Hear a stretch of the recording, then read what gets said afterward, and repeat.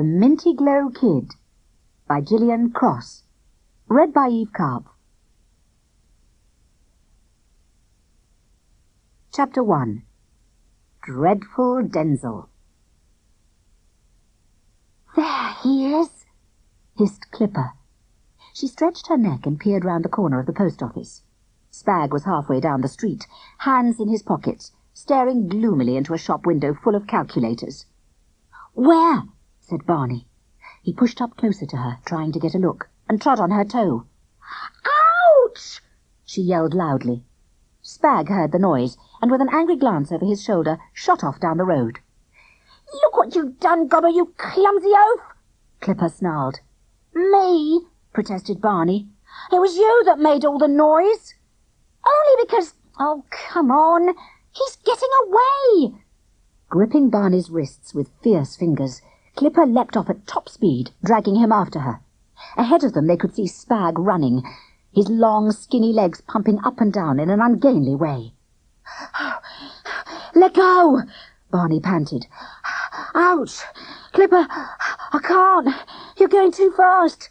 "You shouldn't be so fat," Clipper said heartlessly. "Hurry up!" She hauled him over the zebra crossing, ignoring the wild hooting of the cars, and looked round. Where did he go? "Down towards the park." Barny gulped for breath and shielded his eyes against the sun. "Yes, look, he's down there by the pond." Sure enough, Sprag was standing mournfully by the water, gazing at the little children sailing their boats. "Quietly, then." Clipper put a finger to her lips. "We'll sneak up on him." Tiptoeing elaborately, she edged through the wrought-iron gates and began to race over the grass towards the pond. Barny could not keep up with her, and when she was nearly there, he yelled, "Wait for me!" Sprag's head jerked round and he began to run again. "You creep!" Clipper bellowed over her shoulder. "One of these days you'll fall into your mouth and drown! He's getting away!" But Sprag was no match for Clipper in a race. Halfway across the grass she caught up with him and hurled herself forwards in a ferocious rugby tackle, hitting his legs like a small bomb. He crashed to the ground, and by the time Barny got there, Clipper was sitting on his back, ruffling his hair with her hands. "Right now, spaghetti legs," she said cheerfully. "What's up? Why are you being so peculiar?" "Don't know what you mean." Sprag rolled over, knocking her onto the ground, and sat up. "I'm not being peculiar." "Oh, sure." Barny dropped down beside them. "You've just been avoiding us all the week. Creeping off by yourself. That's not peculiar, I suppose. What's up?" "Nothing." Sprag's face was long and miserable. "I just wanted to think, that's all. And I can't do it with you two breathing down my neck. Why can't you leave me alone?" "Leave you alone?" Clipper looked at him as if he were mad. "But we can't leave you alone. We need you. We've got to make plans, select a team, write out training schedules, and you're the best at that kind of thing." "Select a team?" Sprag looked vaguely at her. "What for?" Clipper was speechless, and Barny had to answer for her. "For the cricket competition, of course." Sprag frowned as though he were trying to remember something out of ancient history. "Oh, yes. The headmister said something about it in assembly. Hasn't it got something to do with a cricket pitch?" "A beautiful, proper cricket pitch," Clipper said dreamily. "It belongs to some old bloke called Grimes, who owns the glue factory, and he's going to lend it to the school that wins the competition, for as long as he lives, so they can really call it their own. Imagine it, a real cricket pitch. We wouldn't have to play on the rotten, bumpy grass in this park. We'd have a decent wicket and we've got to win," Barny finished. "Oh," Sprag said unenthusiastically. His head drooped forwards until his chin rested on his bent knees. "Oh." "That's right," Clipper said. "Sing and dance. Give 3 cheers.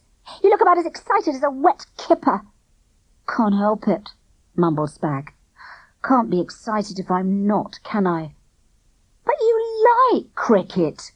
Barny was surprised. "You always say it's the only game that gives you proper sums to do. Bowling figures and batting averages and things.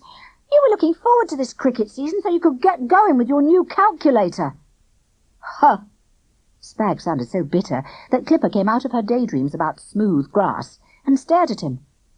"What's up?" He drooped even more. Fat chance I've got of getting a calculator now. The way things are, I haven't got a hope. Clipper finally lost her temper. Seizing his shoulders, she shook him so hard that his glasses fell off his nose onto the grass. James Barlow, you are the most annoying boy in the whole world. Will you please tell us what's going on? Very slowly and deliberately, Sprag picked up his glasses and put them on again. Mintyglo toothpaste, he said, in a voice like doom. Foul, said Barny. But what's that got to do with anything? It's my Aunt Rachel and Uncle Gregory. Sprag gave a deep sigh. They've won the Mintyglo toothpaste competition and they're going on a cruise to the Far East for 6 weeks. Well, that's brilliant, Clipper said. Brilliant for them, but disastrous for me, because they can't take Dreadful Denzil with them, so he's coming to stay with us. I've got to look after him for 6 weeks. And my dad says I won't get my calculator unless I keep him out of trouble. But it's impossible. What's Dreadful Denzil? Barny said. A dog? Ha! Sprag laughed sourly. Wish he were. Clipper looked hopeful. A boa constrictor? Huh! I wouldn't care if he were a gorilla. A gorilla would be more human. He's my cousin and he's 8, and he's worse than 50 gorillas. A little kid? Clipper sank back on her heels and shook her head. Honestly, Sprag, you are feeble. He's not a little kid, Sprag groaned. He's a monster from outer space disguised as a small boy, and not disguised very well. Look, when he was 2, he poured treacle all over my bed. When he was 3, he collected all the dogs in the neighbourhood and fed them our Sunday dinner. And when he was 4? Barny asked with interest. But Sprag only covered his face with his hands and moaned. I expect he's all right by now, Clipper said confidently. His parents must have tamed him. That's what parents are for. You don't know Uncle Gregory and Aunt Rachel. They think he's special. Every time he does something awful, they encourage him, in case it's his genius developing. Barny looked kindly at Sprag. Don't worry about it. I'll take care of Dreadful Denzil. I'm good with little kids. He puffed out his chest. What they need is kindness and a firm hand. I'll take him under my wing. Quack, quack, said Clipper. Gobbo the duck. Barny ignored her. Just tell me when to start. When does he come? Sprag pulled a face. In about an hour. After that I'll be lumbered with him and you won't want to know me. Rubbish. Barny stood up and brushed the loose grass off his trousers. Clipper and I'll come along to meet him. Hang on a minute. Clipper scrambled to her feet. I can't be saddled with any little nuisances. I promised Mr. Fox I'd do all the organising for the cricket matches. Barny looked at her severely. Don't be so selfish. We're Sprag's friends, aren't we? Well, we ought to stand by him. Clipper shuffled her feet and looked sulky. Oh, all right, she said at last. We'll come and have a look at your horrible cousin Sprag. Then she brightened. But while we're going, we might as well be doing something useful. I need to talk over the team with you. Can you remember the batting figures from last year? We're going to need some really good batsmen if we get to play King's Road. That Thrasher Dyson is a really fierce bowler, and I'm not sure who we've got that can stand up to him. Oh, there's Spotty McGrew, of course. She was away. Head down and hands gesturing wildly, she walked off beside Sprag, and for a while he forgot his troubles. Pulling a pen and a bit of paper out of his pocket, he began to make notes and argue with her. Barny followed, but he did not attempt to join in their conversation. His head was full of quite different thoughts.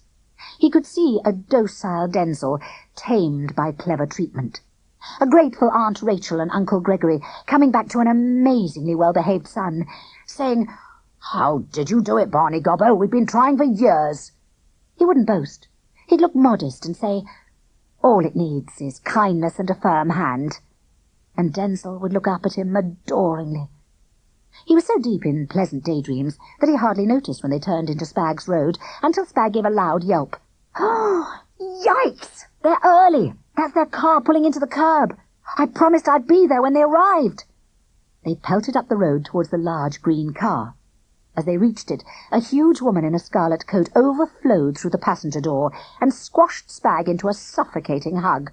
"Oh, James darling! How lovely to see you! How tall you're getting!" "Hello, Aunt Rachel!" came Sprag's muffled voice from inside the hug. "And these are your dear little friends." Aunt Rachel turned to beam at Barny and Clipper. "How nice of them to come along and meet Denzil." She thrust out a fist like a great blancmange and shook their hands. Her skin was hot and damp, and Clipper wiped her fingers secretly on the back of her jeans. "Hello, James," said another voice. A very small man in a tweed cap had come round the car and was standing behind Aunt Rachel. "Good to see you." "Hello, Uncle Gregory." Sprag gestured at the house. "I'll go and get Mum and Dad." But Mr. and Mrs. Barlow were already coming through the front door, and that started another spate of hugs and kisses. Barny and Clipper stepped back to keep out of the way, and Barny bumped into something solid. "Watch where you're going, big bum!" said a precise, high-pitched voice. Turning round, Barny saw what looked like a large cardboard box on legs. The box was striped in bright green, and across it was written in huge letters, "Mintyglo toothpaste, for miles of smiles." "Shift yourself," said the shrill voice. "Kindness and a firm hand," Barny muttered determinedly, squashing down his urge to knock the box aside and punch the owner of the voice. Aloud he said, "Let me help you with that box. It must be heavy for you." He took the box and set it down on the ground, revealing the boy who had been hidden behind it. He was small and thin, with a pale, freckled face and bright red hair. His teeth stuck out like a rabbit's, and his ears were like jug handles. There did not seem to be anything particularly daunting about him. Barny smiled in a fatherly way.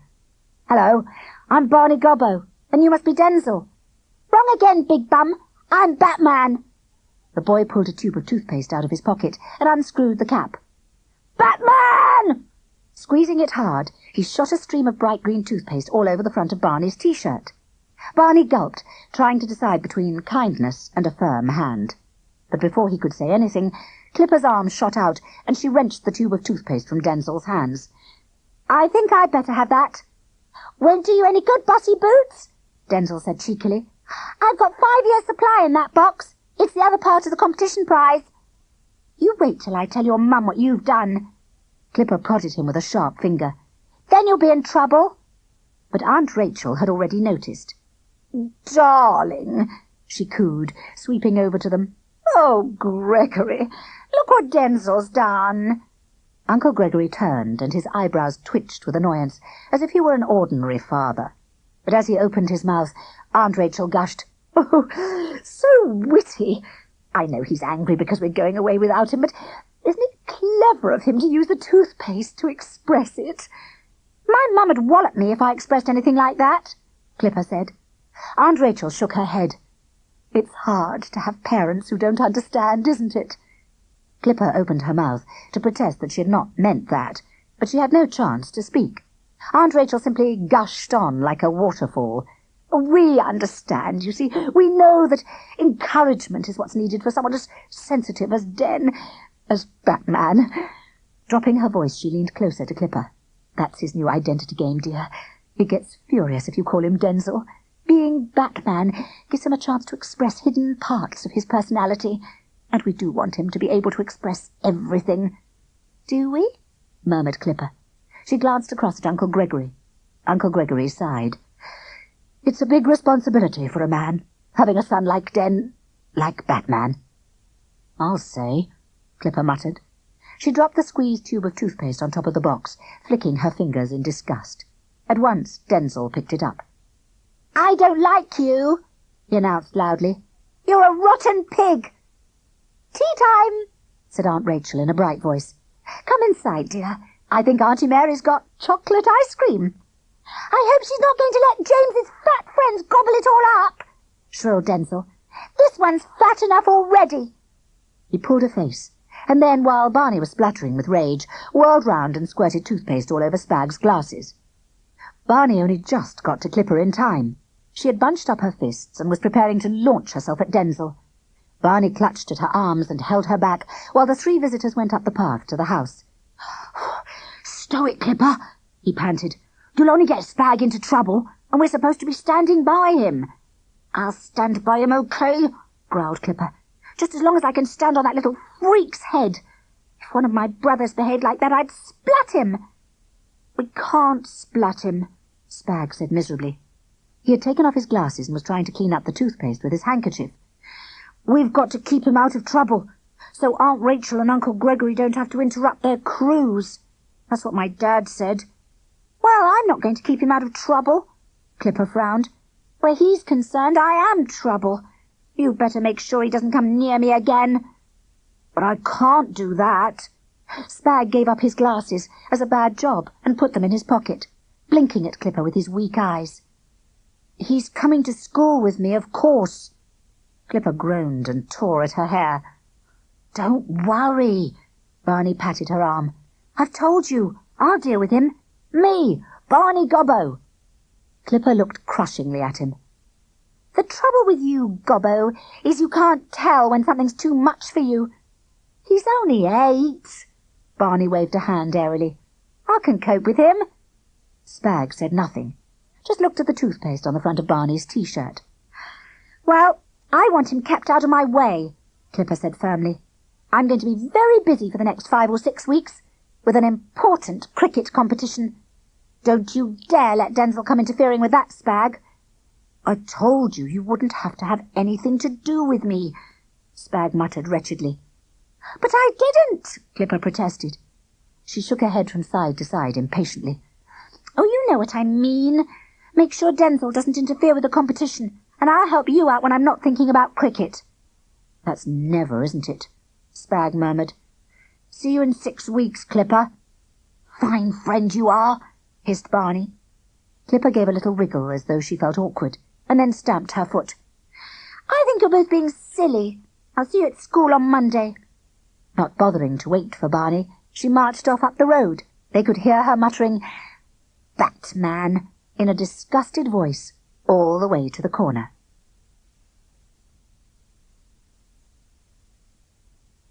Chapter 2. Batman at School. "Oh, come off it, Clipper," Barny protested. "You're not really going to ignore Sprag for 6 weeks, are you?"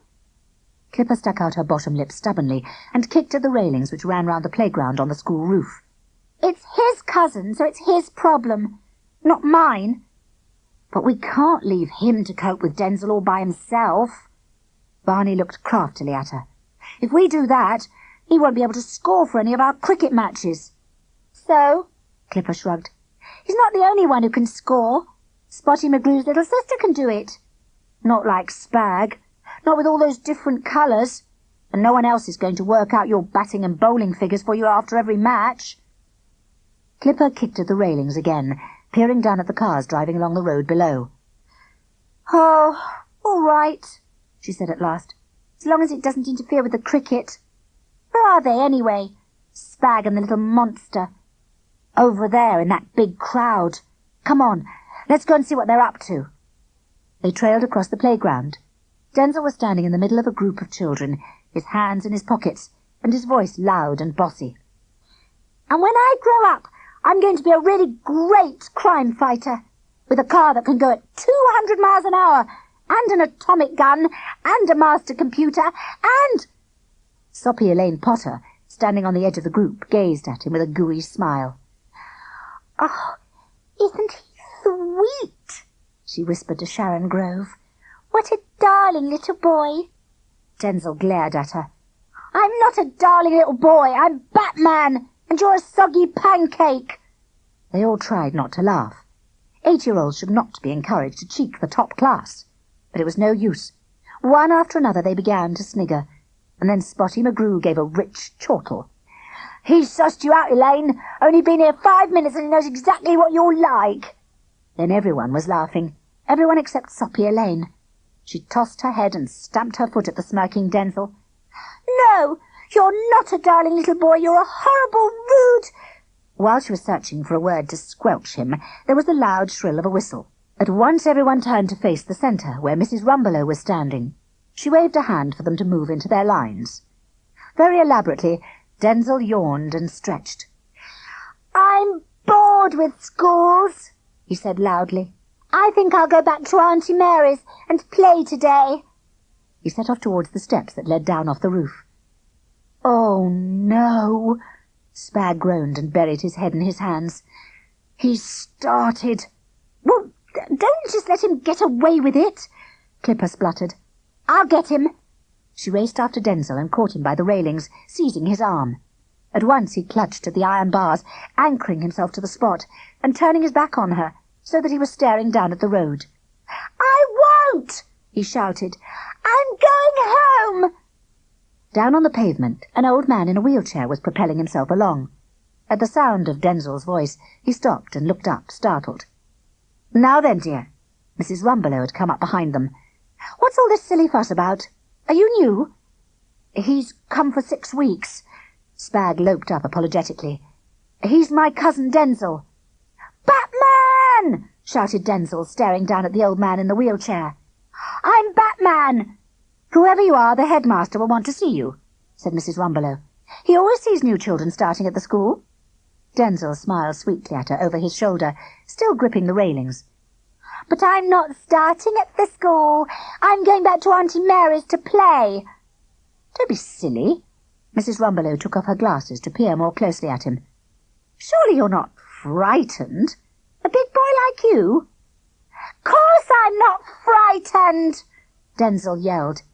"Batman's never frightened. I just don't want to go to school." The old man in the street was chuckling now, his head tilted back to look up at them. Must seem pretty funny, thought Barny. One little boy standing out against the crowd of people all round him. But Mrs. Rumbelow did not think it was funny. She frowned down at the old man and then slapped Denzil's hands hard so that he let go of the railings with a whimper. Clipper seized them immediately. "No more nonsense now," said Mrs. Rumbelow severely. "James, take him down to the headmaster at once." "Yes, Mrs. Rumbelow," muttered Sprag as she turned away. Denzil ground his teeth and hissed, "Rotten old crow! I'll kapow your glasses for you!" One or two of the children giggled, but Clipper shook him furiously. "You lousy little creep! If you get Sprag into trouble, I'll make you into sausages!" Barny pulled a face at her.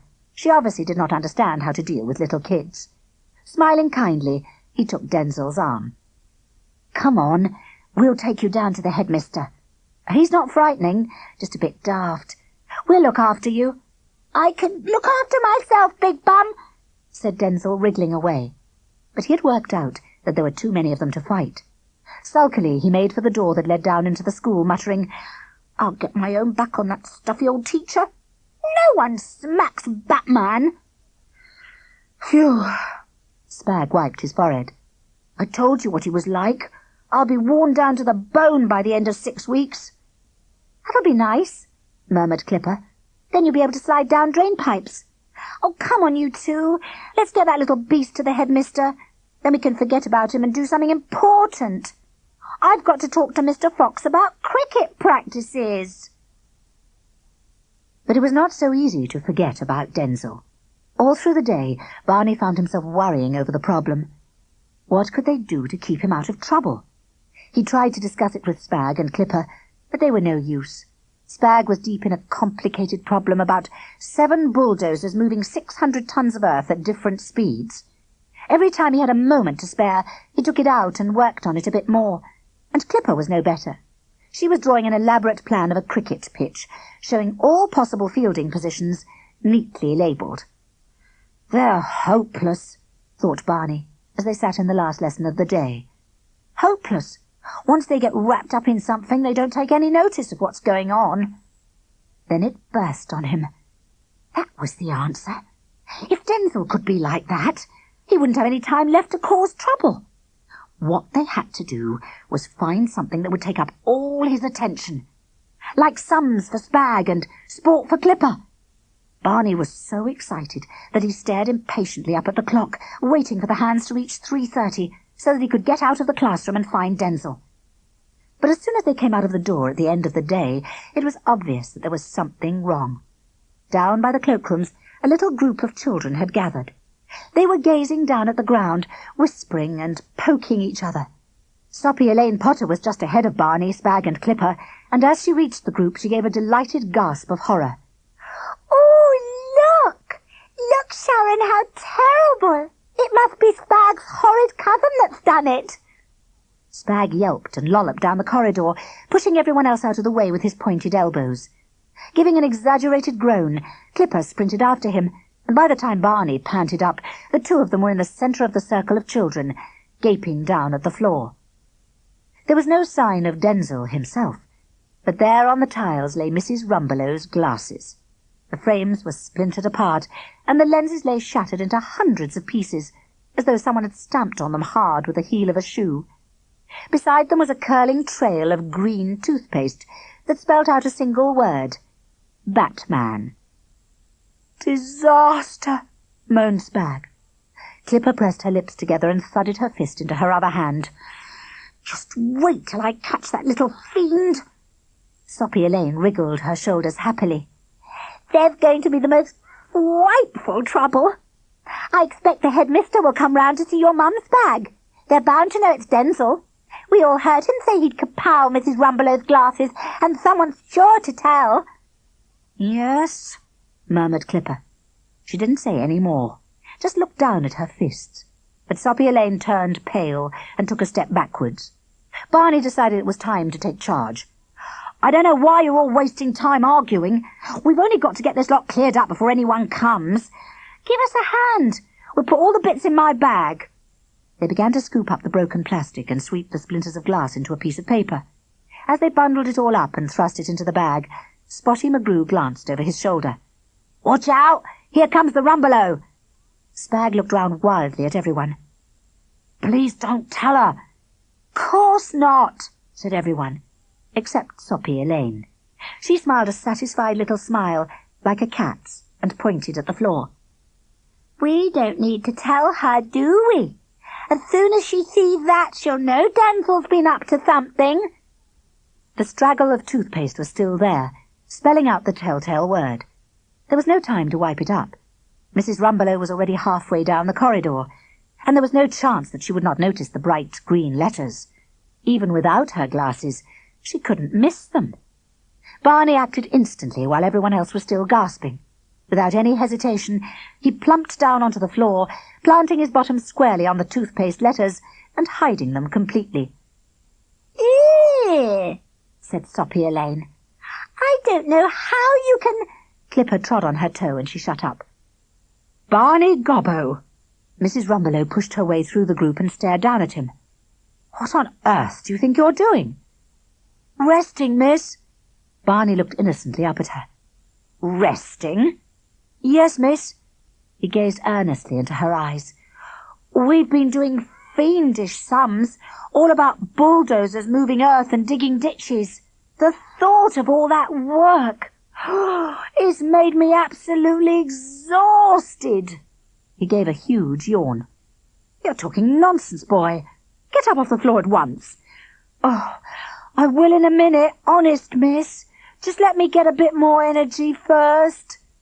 She peered down at him, her weak eyes blinking. "You haven't been fighting, have you?"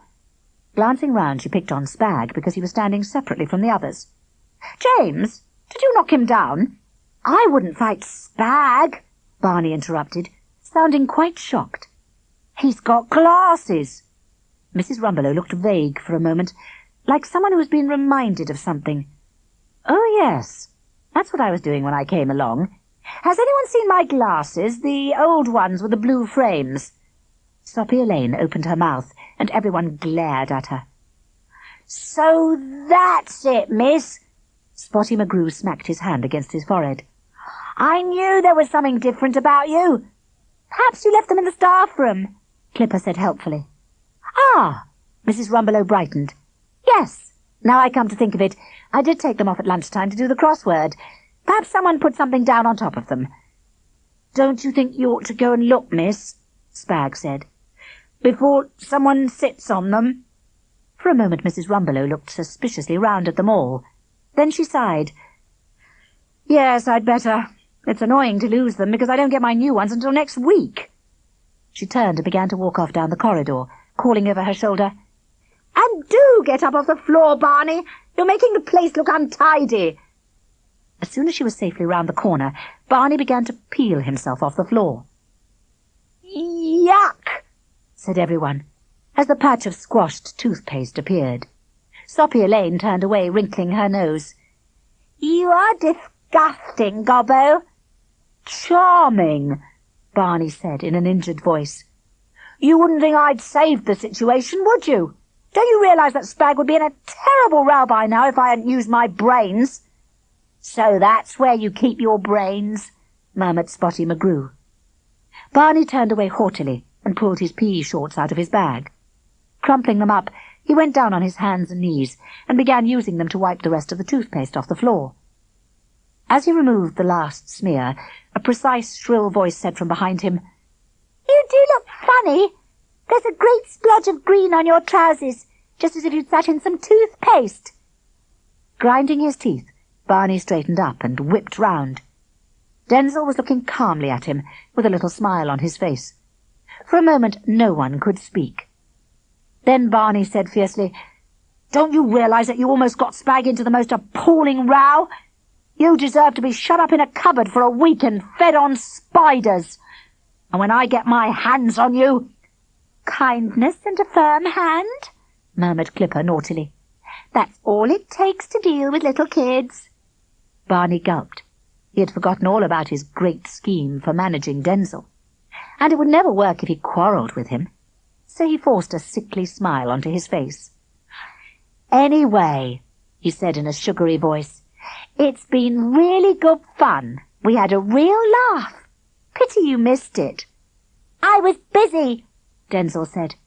"I was practicing singing in the boys' toilets." He let out a raucous screech. "See? I haven't got a bad voice, have I? I think I ought to make a record." "Yeah," Spotty McGrew said sarcastically. "Batman sings boogie. Really wild."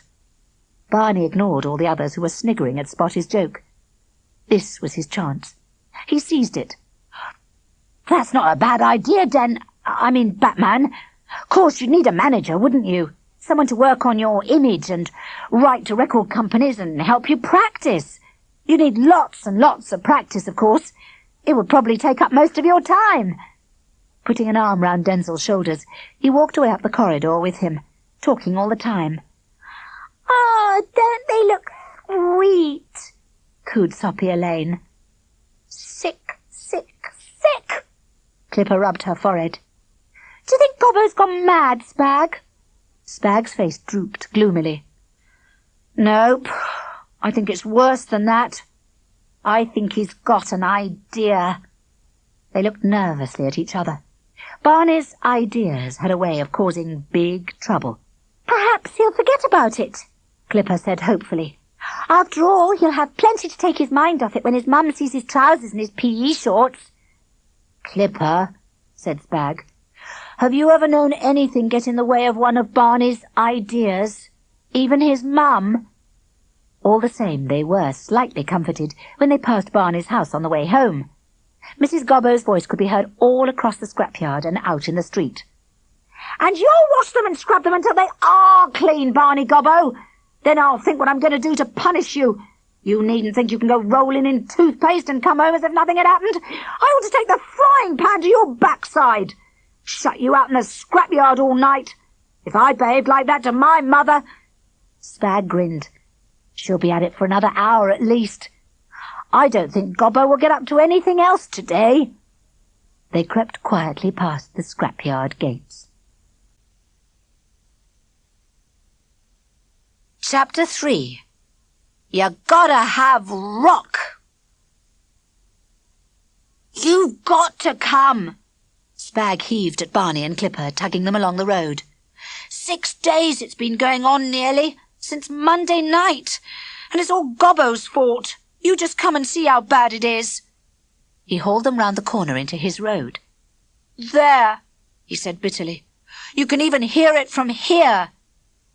His house was about halfway down, but even from where they were standing the noise was unpleasantly loud. A terrific crashing and banging. As they walked towards it, they heard, over the top of that noise, a curious, high-pitched whining. "You gotta have rock!" Bang, crash, boom. "You gotta have roll!" Boom, bang, crash. "What is it?" Clipper said. "What's the clattering noise?" Saucepans, Sprag sighed. He decided that he needed drums to accompany his singing. He told Mum that Aunt Rachel and Uncle Gregory would have bought him a set straight away to encourage his talent. Mum said she couldn't afford that, and she gave him the saucepans instead. But why does she let him do it? Barney tried to imagine his own mother putting up with the awful racket for 5 minutes. The thought almost made him smile. She tried stopping him. Sprag shuddered. He just lay on the floor and went purple in the face and screamed until we all thought he was going to choke to death. And Mum was afraid that if it went on, she'd have to get Aunt Rachel and Uncle Gregory to come home. "But don't the neighbours complain?" said Clipper. "All the time," Sprag said, looking glum. "It wasn't quite so bad in the week, because it was only for an hour or so before he went to bed. But now it's Saturday, there's no end to it." They were standing outside the house by now. Clipper shrugged and looked up at the window of the front bedroom. "Well, I'm not staying here to listen to it. Gobbo and I have to get down to the park. The match starts in half an hour.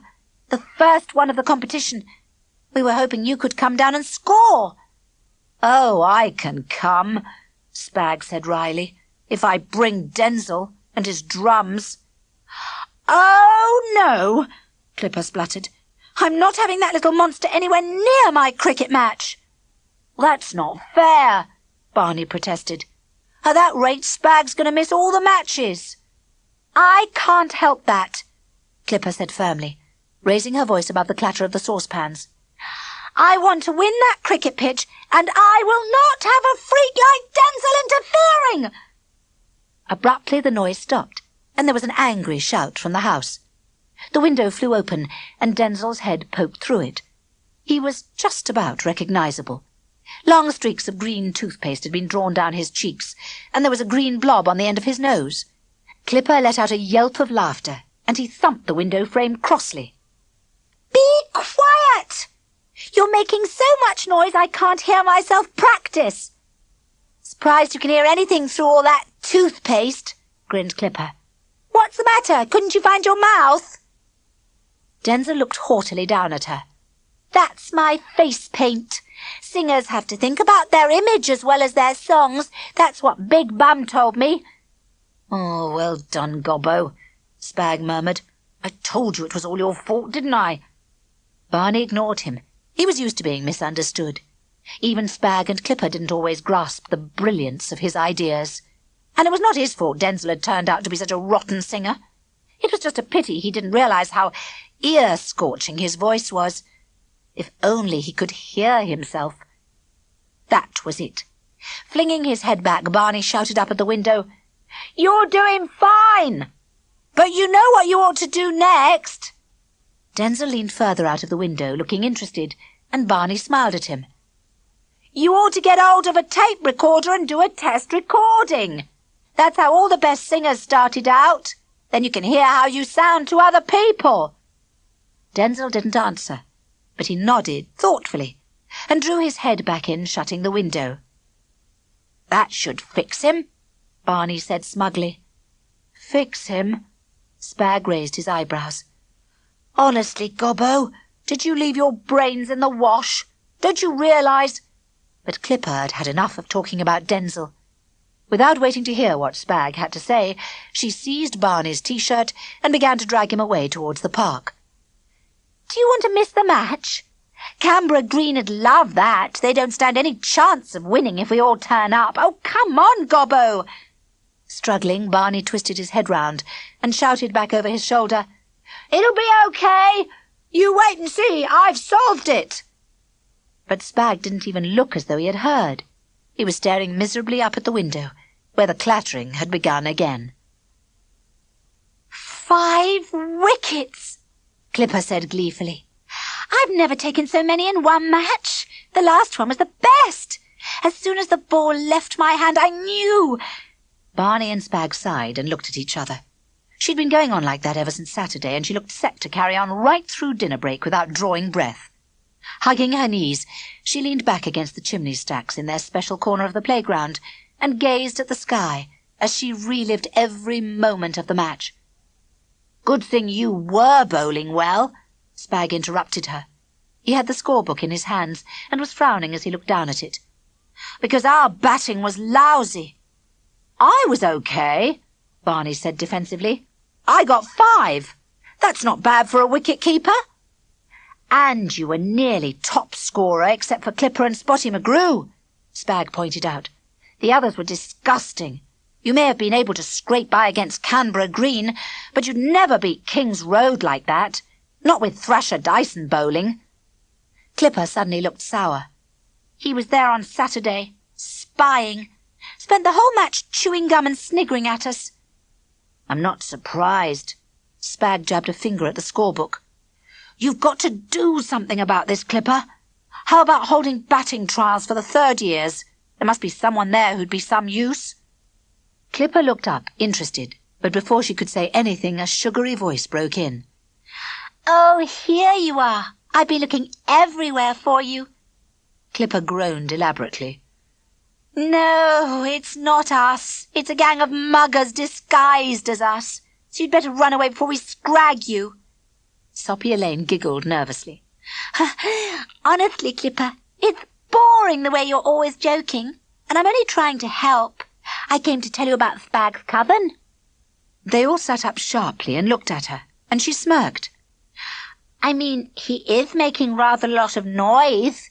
He said it was all Gobbo's idea, but I didn't believe him, of course. Even Gobbo couldn't be as stupid as that."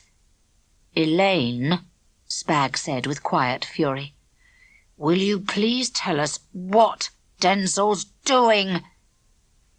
"Well," Elaine spun it out as long as she dared, enjoying herself. "He's in the hall with a crowd of little kids.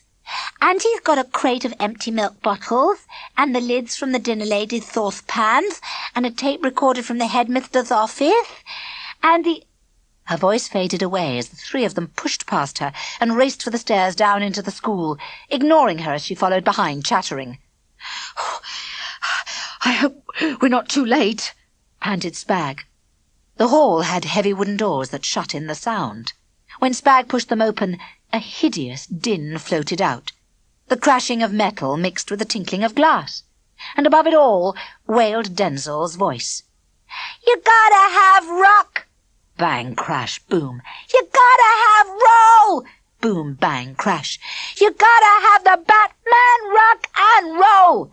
Bang, boom, crash, crash, crash. He was standing on the stage, waving his arms about like a conductor as he sang. On one side of him were 3 little boys, each holding 2 of the huge metal lids that covered the saucepans in the school kitchen. They were crashing them together like giant cymbals. On the other side, a lot of milk bottles had been arranged in a line. Each one held a different amount of water. 2 little girls knelt behind them, tapping them with pencils to make a rough tune. "Denzil!" thundered Sprag in a terrible voice. "What are you doing?" The noise faltered and stopped. Denzil gave a cheerful grin. "Isn't it lovely? I'm doing what Big Bum told me to. I'm making a test recording. And this is my band." "Oh, yes," said Clipper. "And I suppose Mr. Pratt said you could have the empty milk bottles, and Mrs. Mitchell kindly gave you the saucepan lids." "Not exactly." Denzil shuffled his feet. Then he brightened. "But I'm sure they would have, if they knew I needed them for my development." Barny was staring at a chair on the edge of the stage. Marching towards it, he pointed a finger. "And what's that?" It was a small cassette tape recorder, whirring away. "That's a tape recorder," said Denzil. "I know that." Barny tried to sound patient. "But where did you get it from?" "Oh, it was on the desk in the headmistress' office," Denzil said airily. "But he won't worry. I left a sign to show it had been taken by a good character. I wrote—" "Oh, no."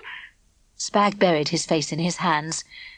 "What are we going to do?" "We'll have to take all the stuff back," Clipper said firmly, "before there's trouble." Denzil gave a loud howl. "But what about my recording session? We haven't finished." "Oh, yes, you have." Clipper glanced round at the little boys and girls. "Because your band's going to run away. Now. or there'll be big trouble. Scat, you lot!" They took one look at her and scattered.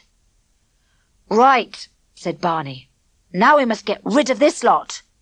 There was a little snigger from behind them. "You're bound to get caught. You're not even supposed to be in the school in dinner break." They had forgotten about Soppy Elaine. She was standing in the doorway looking smug. Clipper gave her a sugary smile with bared teeth. "Ever been under a steamroller, Elaine? It's a good way of slimming. Perhaps I'll help you try it." Soppy Elaine yelped and fled, and they turned back to sorting out the things.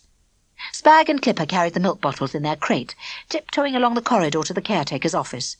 Through the half-open door, they could see Mr. Pratt munching his way through a huge pile of cheese sandwiches. Very carefully, so as not to attract his attention, they pushed the crate along until it was in front of the door. Then they started to sneak back towards the corner. They were almost there when Sprag suddenly sneezed. There was a yell from the caretaker's office. "You kids ought to be outside!" Clipper seized Sprag's arm and dragged him round the corner, just as they heard the office door open wide. Then there was a loud, disastrous clatter and a crashing of glass. Peering back down the corridor, they saw Mr. Pratt sitting on the floor rubbing his elbow. Beside him was the milk crate he had tripped over, and all round lay bits of broken bottles. "Vanishing time," whispered Clipper. Barny didn't think he could sneak the lids back into the kitchen without being noticed. There were 6 of them, and he could hardly get his arms round the pile. So he made a different plan. Putting them carefully down beside the door just out of sight, he sauntered into the kitchen, sniffing at the clouds of delicious steam. Mrs. Mitchell, the school cook, advanced towards him. She was a little woman like a weasel, and she hated children. "Out!" She pointed at the door. Barny sniffed again. "Oh, it's the smell," he said longingly. "You're such a brilliant cook, Mrs. Mitchell. Can't I have a bit of dinner now?" "All you'll get is a knuckle sandwich, my lad." She shook her fist at him. "Out! There's enough people in this kitchen already." "Oh!" Barny let a great smile of understanding break over his face. "Is that why you've put the saucepan lids outside? To make more room?" "What?" She took a step towards him, looking puzzled, and he backed away. "You wait a minute, Barny Gobbo. What do you mean?" "Oh, no, it's all right. Honest." He edged quickly through the door. "I can wait until my proper dinner time, even if I am starving to death." She made a grab for him, but he slid away up the corridor. As she followed him, she cannoned into the pile of lids. The last Barny saw, as he glanced over his shoulder, was the sight of lids rolling everywhere like cartwheels, and Mrs. Mitchell panting backwards and forwards, trying to catch them. "Phew!" he gasped as he reached the headmistress' office, where Clipper and Sprag were waiting outside the door. "I'll be glad when this is over. Why haven't you got rid of the tape recorder yet?" Sprag glanced nervously at the closed door. "But suppose he's inside," he whispered. Barny looked at him scornfully. "What's up? Are you scared? I'll knock on the door. If he answers, I'm sure I'll be able to think up a story. That's the good thing about having quick wits." "Your wits couldn't win a race in the Snails' Olympics," Clipper said, but she didn't sound as rude as usual. She was happy enough to let Barny do the knocking, and she held her breath like the others, waiting for an answer.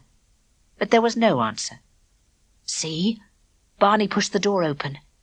"Good thing one of us has got some sense. Now let's get rid of that recorder."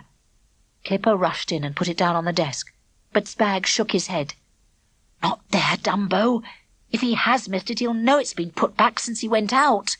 If we hide it, he might just think he's made a mistake. Let me see."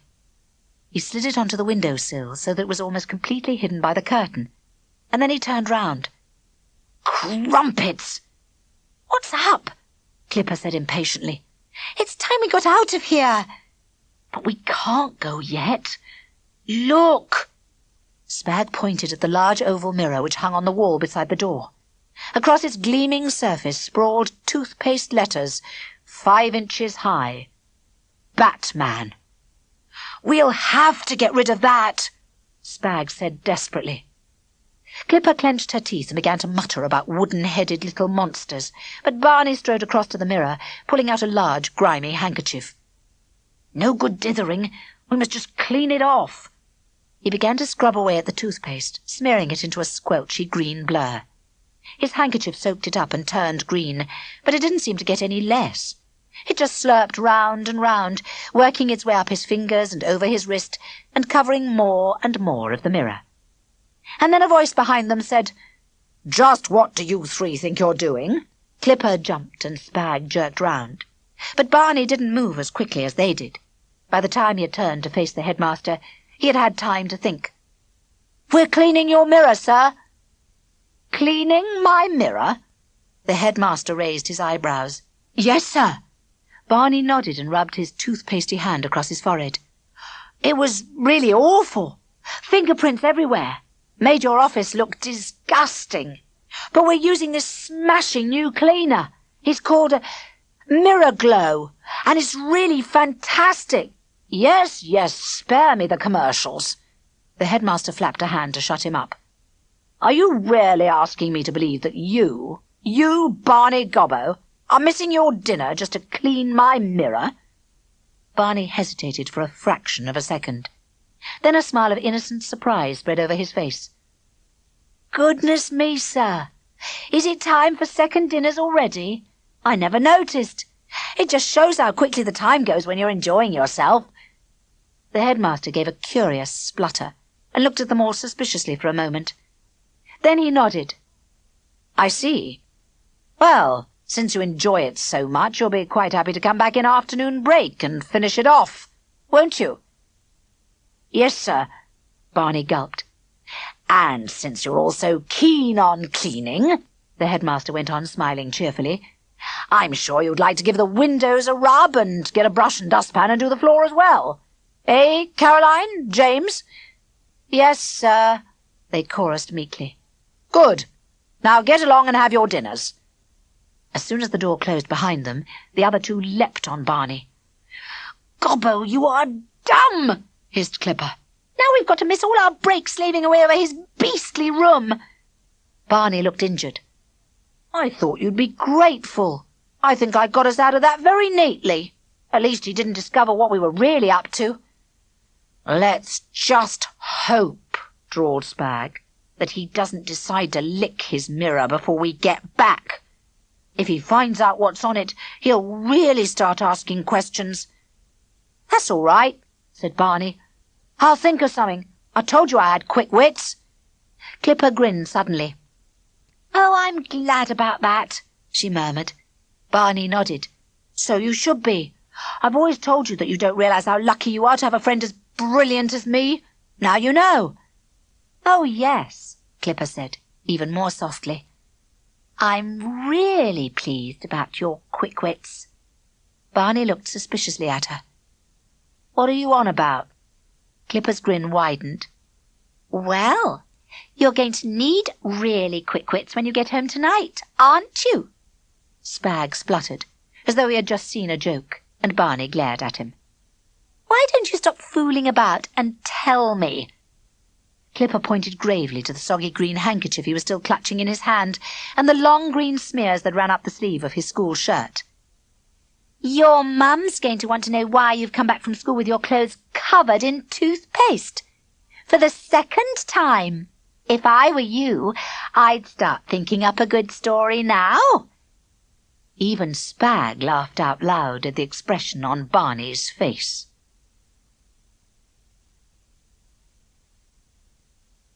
Chapter 4. The Great Artist. "Right now, you kids!" Clipper stood in the middle of the park and looked along the row of third years in front of her. "It's batsmen we need. We've had 2 matches in this competition so far, and each time we've just scraped by on our bowling. So if you turn out to be any good, you'll be in the team, okay?" They nodded, and she spat on her hands and rubbed them together. "This is what we're going to do. I'll bowl 6 balls at each of you and see how you do. If you miss them all, you're out for sure. And if you run away, well, you can keep running for all I care. But if you manage to hit some of them, Spotty and Gobbo will be watching you to see how you shape up and who's got the best style. The third years nodded again. There were 12 of them, 9 boys and 3 girls, and they all looked slightly daunted as Clipper picked up the ball and tossed it from hand to hand, frowning ferociously. "Who's first, then?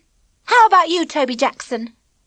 Toby, a short, fair-haired boy, shuddered as though he wanted to give up straight away, but the others pushed him forward, and Clipper grinned encouragingly. "Here, you can borrow my bat if you like, but if you don't take care of it, I'll skin you.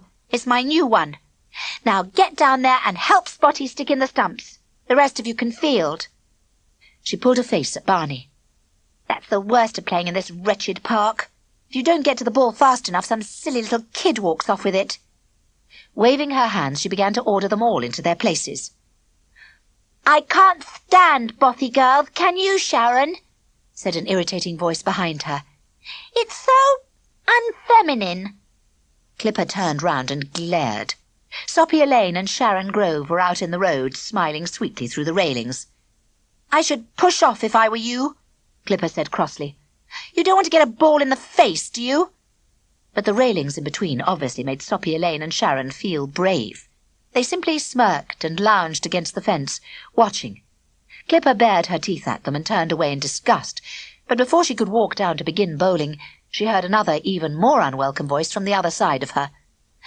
"I've decided to forgive you, because you need me." "What?" Clipper spun round. Denzil was standing there looking completely self-possessed. "I'm a brilliant batsman," he said loudly. "There never was a batsman as good as me. I don't know why you're bothering with all those others when you could have—" "Spag!" Clipper yelled, seeing him come lolloping across the grass. "Will you get your disgusting cousin out of here?" "Sorry, Clipper," Spag panted apologetically. "He got away. We were in the library and I just happened to mention what you were doing this morning. Then I found a really good book on computer programming, and when I looked round, he'd gone." "She ought to let me be in her cricket trials," Denzil said, beginning to look sulky. "It was nice of me to come and be friends after she was so beastly about the tape recorder, and I'm just what she needs for her team, and—" "Aww," cooed Soppy Elaine from the other side of the fence. "Poor little boy. How can you be so mean to him, Clipper?" The unbelievably innocent look on her face showed how much she was enjoying herself. "Spag!" yelled Clipper. "I'm trying to hold a serious cricket trial. Will you take that awful little monster away before I eat him?" Barny had seen the argument from a distance, and now he came lumbering up the slope, puffing importantly. Denzil had planted his feet firmly apart and was looking as though he would have to be carried away. "Leave this to me," Barny hissed under his breath. Turning to Denzil, he forced a kindly smile onto his face. "Look, Batman, we're only testing third years, and it's likely to be a bit rough. You've never seen Clipper bowling, have you? She's really fierce. If I were you, I'd go away and do something nice and peaceful, like—" He racked his brains quickly. "Like painting." "Painting?" said Denzil, as though he were about to be sick. "Yes." Barny waved his arms about enthusiastically. "That's a nice, quiet job. And if you're good, you could be famous, even after your death. Not to mention the money you'd make. Some artists make lots and lots of money, and—" An odd, distant look had come into Denzil's eyes. Suddenly, without any warning, he turned round and raced away across the grass. "Oh, what have you done now, Gobbo?" groaned Spag. "Saved the situation as usual," Barny said stiffly. "You might say thank you." But Spag was already racing away after Denzil. "At least you'll be pleased," Barny said, looking hopefully at Clipper. But she only sighed impatiently. "All I want to do is get on with this cricket trial. Get down there with Spotty and watch, Gobbo." Muttering under his breath, Barny plodded down towards the edge of the pitch, and Clipper, in a rage, walked backwards to begin her run-up. Because the park was crowded on Saturday mornings, she had to start at the top of the slope, and she came hurtling forwards, grinding her teeth and snorting through her nostrils. The sight of her was too much for Toby Jackson. He took one look, dropped the bat, and ran away. "What a weedy lot," Clipper said in disgust, as she and Barny walked home along the high street. One of them ran away, 6 missed every ball, and 2 of them wouldn't even have a go at facing the bowling. The only one who was any good was Jimmy Brown. You should have let me bowl, said Barney. You just scared them. You looked as though you wanted to cannonball them into the ground. Well, that's what it's going to be like, Clipper snorted. If they can't face me, what are they going to do if we meet King's Road? Thrasher Dyson is a much faster bowler than me, and bigger, and rougher. She made a mock swing with her bat. Barney hung his head gloomily and pushed his hands into his trouser pockets. We'll be lucky to get as far as playing King's Road, won't we? We've got to win the match this afternoon first, and even if we do get Jimmy Brown to play— He broke off as he saw a familiar figure come flying across the high street, arms and legs flailing. As he reached them, he skidded to a stop. You are dumb, Spag, said Clipper. You're supposed to use the subway to cross the road here. Didn't you hear all those cars hooting at you? No time for stuff like that, Spag panted and waved his arms at them. Had to get you quickly. You've got to help me, Clipper groaned. What's the matter now? It's Denzil. Don't want to know, Clipper said obstinately. But I've lost him. I mean, I've really lost him. Oh, well done! Don't be so rotten, Clipper. Barney gave her a shove. Tell us what happened, Spag. Spag gulped to get his breath back. I caught him up quite soon after he ran away from the cricket. I thought he'd be in an awful temper, ready to throw one of those frightful screaming fits of his. But he wasn't. He said he'd decided you didn't deserve to have him in your team. Good, muttered Clipper. Barney kicked her. Go on, Spag. Well, Spag said more slowly, he told me he had decided to be an artist, like you said, Gobbo, because he wanted to earn money to save up and buy a Batmobile. And when we got home, he went up to his room and shut himself in. So I went off to read my book on computer programming in peace. His attention wavered for a moment. It's a really good book. Did you know— Oh, get on with it, Clipper said impatiently. What happened next? Well, that's just it, Spag frowned. I don't really know. When Mum sent me up to tell him lunch would be in half an hour, he wasn't there. I didn't dare tell Mum he'd gone, so I came out to try and find him. And I got on okay at first. I kept meeting kids from school who'd seen him. But when I got as far as this, the trail just seemed to run out. Best thing, said Clipper. It'd be an awful shame if you found him. But that's no good, Spag said desperately. If he's really lost, Mum and Dad'll have to telegraph to Aunt Rachel and Uncle Gregory to come back, and there'll be a fearful row, and I'll never get my calculator, and— Calm down, Barney patted him on the arm. The trouble with you, Spag, is that you're very clever, but you can't think. It's no use running round in circles flapping. What we've got to do is go back to the place where he was last seen and look for clues. He quite liked the idea. He'd always known he could be a great detective. Now, where was the last place? Over there by Woolworth's. Spag pointed across the road and looked as though he was about to run straight there through the traffic. Clipper seized his collar and hauled him back. I'm not getting killed for anyone, and especially not for that little beast. We'll go through the subway. She marched off round the end of the subway and halfway down the slope which led into the tunnel. Then they saw her stop. Her mouth dropped open, and she gave a curious, choking splutter. What is it? Called Barney, but she could only splutter again and point into the subway. The others raced up to her and looked over her shoulder. There, in the very middle of the subway, stood Denzil. He was wearing a dirty old beret that flopped over his forehead and a huge shirt of Spag's father's that billowed round him like an artist's smock. Across his top lip was a thin black line like a moustache, drawn in felt pen, and between his feet a large square of card was propped up. Starving artist, it said. Please give generously. On the ground on both sides of him were long squiggles of the familiar bright green, which occupied about half the width of the subway. A small group of people had gathered round. Most of them were shaking their heads and frowning. The only one who looked as though he were enjoying himself was the old man in the wheelchair they had seen on Denzil's first day at school. He was watching everyone with an amused grin and chuckling to himself. Spag raced down the subway and caught Denzil by the scruff of his neck. What do you think you're doing? Ouch! Let go! Denzil struggled free. I'm being a pavement artist to raise money for my Batmobile, and I'm brilliant. Look!" He pointed at the squiggles all around him. "That's Batman. Me, I mean. And that's Robin. And that's the Batboat." "You're begging!" Sprag shouted. "And that's illegal." "I'm not begging. I'm—" But before Denzil could say what he was doing, a cross-faced woman stepped out of the crowd and dug Sprag in the ribs. "Is this your little brother?" "What?" Sprag turned. "Certainly not. He's my cousin." "Well, you ought to be ashamed of yourself." The woman prodded him again. "Letting him wander about on his own like that." "Yes."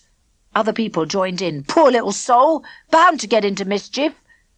All at once everyone seemed to be talking and telling Sprag that it was all his fault. He wriggled awkwardly. "Let's get out of here," he whispered to Barny and Clipper. But before they could move, a voice from the far end of the subway said, "Here he is, officer! Along here!" They looked around. A fussy woman was walking towards them, hauling a large policeman after her. "That's all we need," muttered Sprag. It was soppy Mrs. Potter, Elaine's mother. Clipper acted first. She scooped up the piece of cardboard, crumpling it in her hands, and dragged her foot across the ground, smearing the toothpaste pictures into an unrecognizable mess. "My pictures!" wailed Denzil. "Hurry up, officer," Mrs. Potter was saying.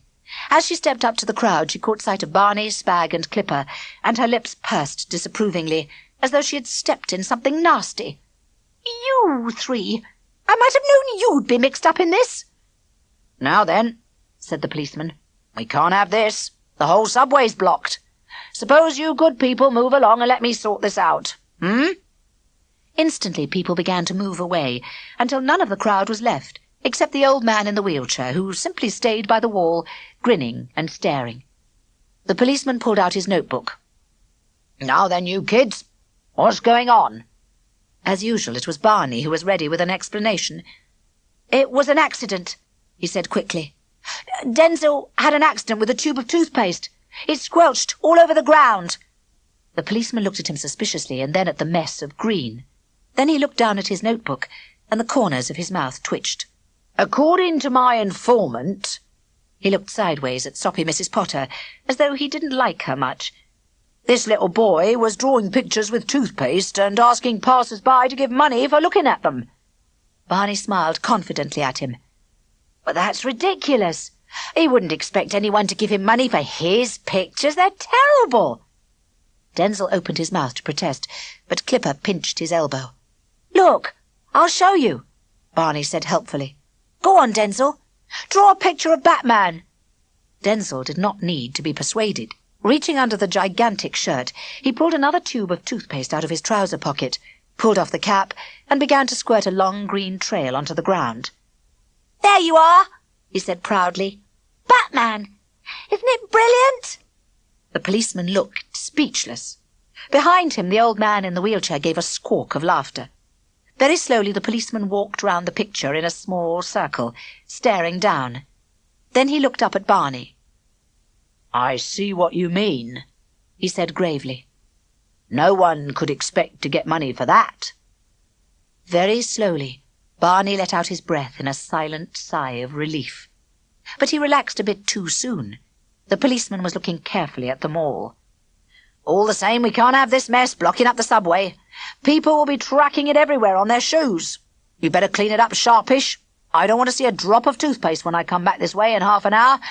Otherwise I'm sure this lady," he gestured at Mrs. Potter, "will be able to tell me your names and addresses, and I'll be round to see your parents. So get cleaning."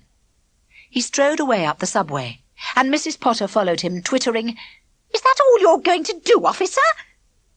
"Get that shirt off, Denzil," Sprag said sternly. "We'll have to use it to mop up the toothpaste." "But it's my smock," Denzil protested. "I need it for being an artist, and—" He would have gone on arguing, but the old man in the wheelchair suddenly interrupted. "Psst!" Startled, they looked round, and the old man grinned. "I said, psst! Come over here, little lad." Denzil walked over, and the old man wriggled sideways in his chair, reaching into his pocket. "Haven't had such a jolly Saturday morning in years. Reckon I owe you something for that. Here." He pulled out a £1 note and pressed it into Denzil's hand. "You'll do all right, lad, when you latch on to something you're good at. But I should give the painting a miss. Wasting your time there, you are." Thank you." Even Denzil was taken aback. He looked down at the £1 note and then back at the old man as though he couldn't quite believe his luck. "Right then," snapped the old man, suddenly stern. "Now you get that shirt off and help your friends clean up that mess, before I run you over with my wheelchair." Yes," stuttered Denzil. The old man nodded briskly and propelled himself off up the subway as Denzil began to undo the buttons of the shirt. "It's always the same," grumbled Clipper as she got down onto her knees. "It all ends up with us having to clean something. If he doesn't go away soon, I'll get housemaid's knee." Barny looked superior. "That's the trouble with you, Clipper. You're too skinny. If you were properly padded like me, you'd be able to put up with it." Clipper didn't say anything, just took the shirt from Denzil and held it out to Barny.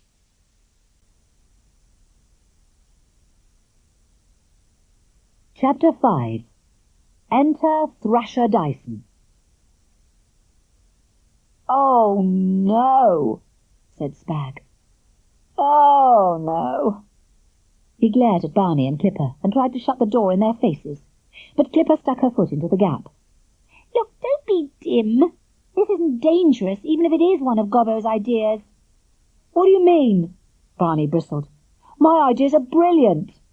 "Brilliant at getting us into trouble," Sprag said. "I don't know how you have the cheek to turn up here with something else for Denzil to do. Not after last time." "But this is different," wheedled Clipper. "We don't want him to go off by himself. We just want to keep him busy so that you can help us pick the team for the semi-final on Saturday. We need you, Sprag." She saw him begin to waver and gave Barny a push. "Go on, Gobbo, show him." Barny held out the box. "Look, it's a model kit, that's all. We'll sit him down at the table and tell him to make up this ship. And while he's doing it, we can go through the records and pick the best team." He looked craftily at Sprag. "When we've studied the statistics." Sprag hesitated. "Well..." "I knew you'd see sense." Clipper pushed past him into the hall. "You don't want us to do it without you, do you?" "Not that we couldn't," Barny smirked. That made up Sprag's mind. He reached out a long arm and pulled Barny into the house, slamming the door. "Stow it, Gobbo. You couldn't work out a batting average in 100 years. Barny glanced round. "Where is the fiendish Denzil, then?" "He's in the kitchen with Mum, helping her make a cake." "I'll go and rescue her," Barny said grandly. "If she's really grateful, she might give us a bit of the cake later on." He made for the kitchen. Mrs. Barlow was by the cooker, spreading mixture into a cake tin and looking harassed. Denzil was standing in the sink, lecturing her, while he scooped golden syrup out of a tin with his fingers. "And my mother always puts glacé cherries in all her cakes." "Not in Swiss rolls, dear," Mrs. Barlow said feebly. "Will you please get out of the sink?" "Especially in Swiss rolls." Denzil grabbed another handful of syrup and crammed most of it into his mouth. The rest dribbled down his T-shirt. "She says I need a lot of sweet things to keep up my energy. And... oh, hello, Big Bum." Mrs. Barlow looked round. "Hello, Barny." Somehow she did not sound overjoyed. "She'll soon see," thought Barny. He nodded kindly at her and marched across to the sink. "Come out of there, you. I brought you something good to do. Come into the sitting room." "Oh, not like that," wailed Mrs. Barlow. Okay. Grabbing a dishcloth, Barny held it under the cold tap. Not paying any attention to Denzil's protests, he rubbed at his face and hands and T-shirt until they were damp but clean.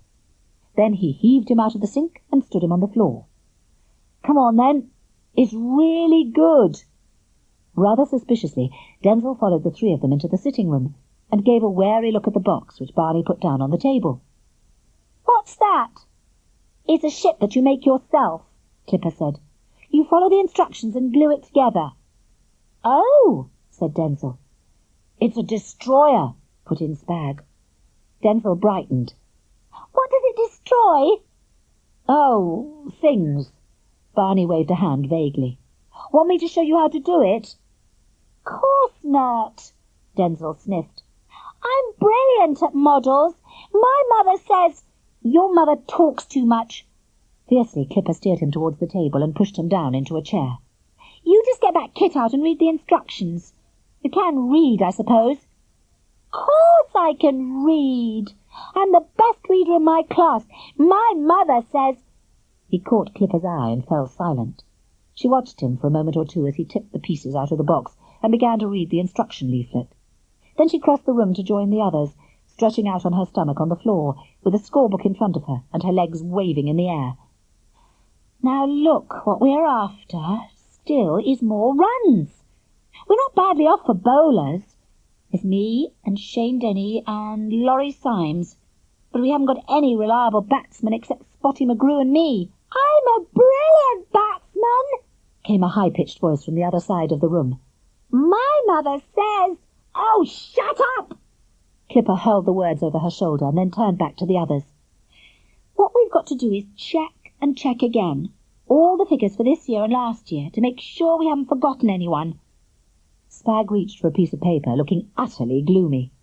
Really enjoying himself, thought Barny. "What we need," he muttered, "is someone who can be relied upon to score 12 or 15. Not someone who might score 25 or 30 on a good day." "25's a pathetic score," chipped in Denzil. "I can score hundreds and hundreds and hundreds." They ignored him and plunged into a sea of figures, arguing loudly whenever Sprag's sums squashed one of their good ideas. Finally he put down his pen in disgust.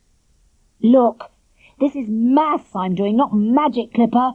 There isn't anyone with an average of over 10 except you and Spotty." "Hey!" came Denzil's voice. Clipper gnashed her teeth. "I don't want to hear another sound out of you, pipsqueak. Understand? Not another sound!" She propped her chin on her hand. "There's got to be someone, Sprag. Let's go through it all again." Silently she and Barny began to check down the list of names, while Sprag watched with grim satisfaction. He did not need to check. His sums were always right. While they were still brooding, Mrs. Barlow came into the room. She jumped when she saw them. "Oh, what are you all doing here?" Sprag looked round. "We're working out the cricket team." "But Denzil said you were going down to the park to sell the boat he's made.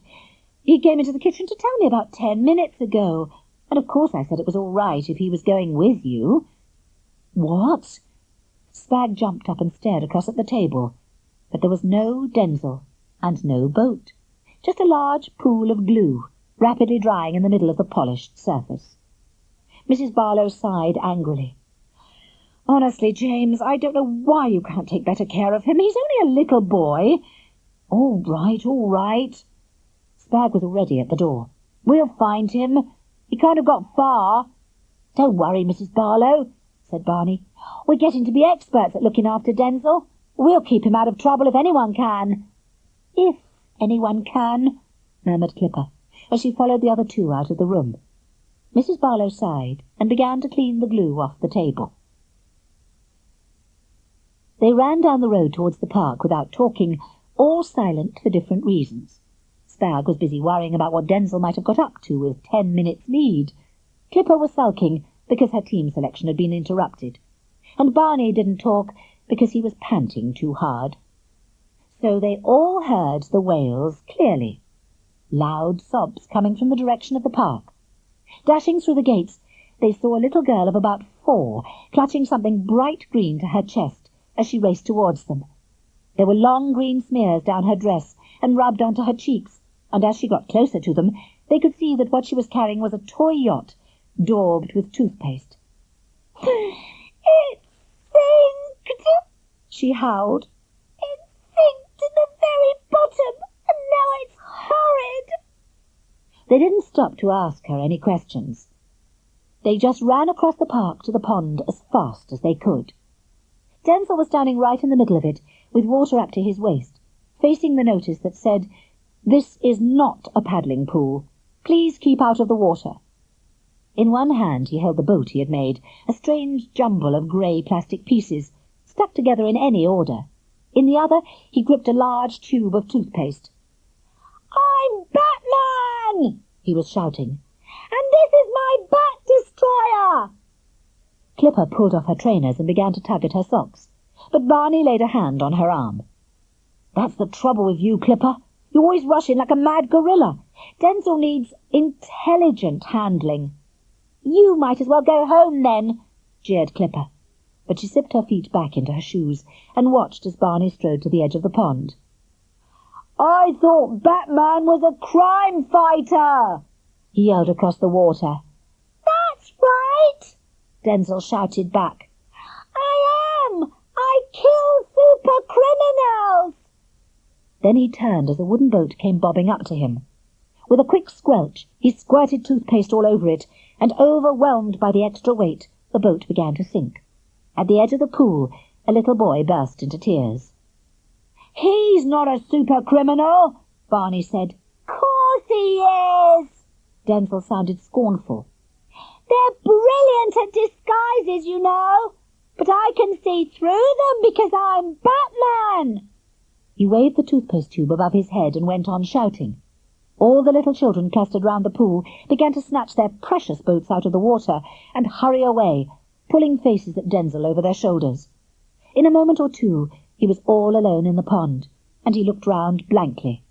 Then, very slowly, he began to screw the cap back onto the tube of toothpaste. "There," whispered Barny cheerfully. "Told you the intelligent way was best. He'll come out in a minute or two when he sees there's no one left to annoy."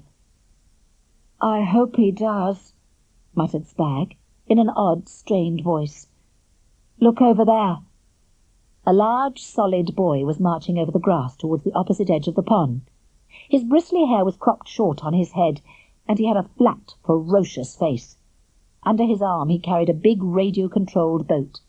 As they watched, he knelt down on the curb at the edge of the pond and began trying to start the engine. Barny gulped. "Denzil will have to come out now." "He doesn't know about Thrasher Dyson," Sprag said quietly. "He's never seen him." "But just the look of him," muttered Barny. Thrasher caught sight of the three of them staring at him. He raised his head and grinned, baring large, dirty teeth. "Well, well, if it isn't the freaks from the Bennett School. Lost any good cricket matches lately?" "Why?" said Clipper. "Frightened you might have to play us?" Barny tugged at her arm to keep her quiet. "Don't annoy him. We've got to get Denzil out of that pond." Thrasher picked up the last few words. "Oh, he's yours, is he? Didn't know you'd taken up baby minding. Looks as though you're almost as bad at that as you are at cricket." Denzil went red in the face. "I'm not a baby," he yelled. "I'm Batman, and if you don't watch out, I'll compel your boat with my Bat Destroyer." "Oh, yeah," jeered Thrasher. "You and who else?" He started the engine of his glossy red boat, and it began to whine on a steady, high note as he dropped it into the water. "Look, midget, no one threatens Thrasher, see? Not if they want to live." Picking up the control box, he began to move the switches so that the boat swooped round Denzil in large circles, sending ripples of water up his body. "You watch out!" Denzil shouted, "or you'll be sorry." "Boo-hoo!" grinned Thrasher. "Coo, you scare me. You're so big and strong." He moved the controls again, and the large scarlet boat swung closer to Denzil, whizzing round in a long oval, so that it banged him as it passed. Chuckling, Thrasher made it swing round, ready to attack again. Slowly, Denzil took the cap off his tube of toothpaste. "Uh-oh," said Sprag. "Don't worry," Barny tried to sound soothing. "That boat's huge. Denzil couldn't sink it, even if he squeezed 20 tubes of toothpaste over it." "Yes," said Sprag. But he didn't have time to explain. As the boat came at him again, banging his back, Denzil spun round and squirted with perfect aim and perfect timing. The toothpaste landed neatly on the motor at the back of the boat. For a moment the motor went on running, whirling bright green shreds into the air and making choking noises. Then it stopped abruptly. "Oh," said Clipper, "time for mad gorilla tactics." She plunged into the water, not bothering to take her shoes off this time, and seized Denzil by the scruff of his neck and the seat of his trousers. On the other side of the pond, Thrasher was bellowing with rage and peeling off his socks. "Come on, Sunshine," said Clipper. "This is where we scoot." Ignoring Denzil's wails of protest, she hauled him to the bank and pushed him up out of the water, seizing him again as she vaulted out herself. "Right now! Run!" Loud splashing noises were coming from the pond as Thrasher waded into the water, picked up his boat, and carried on towards them. He was grinding his teeth and growling. Then he began to snort through his nose. "Caw!" panted Clipper as she and Sprag pulled Denzil towards the gates. "He's getting really wild. I could have a lovely punch-up with him now." "Don't you dare!" Barney forced the words out, even though it hurt him to speak while he was running. "If you fight in the park, your mum will stop you playing cricket. Punishment."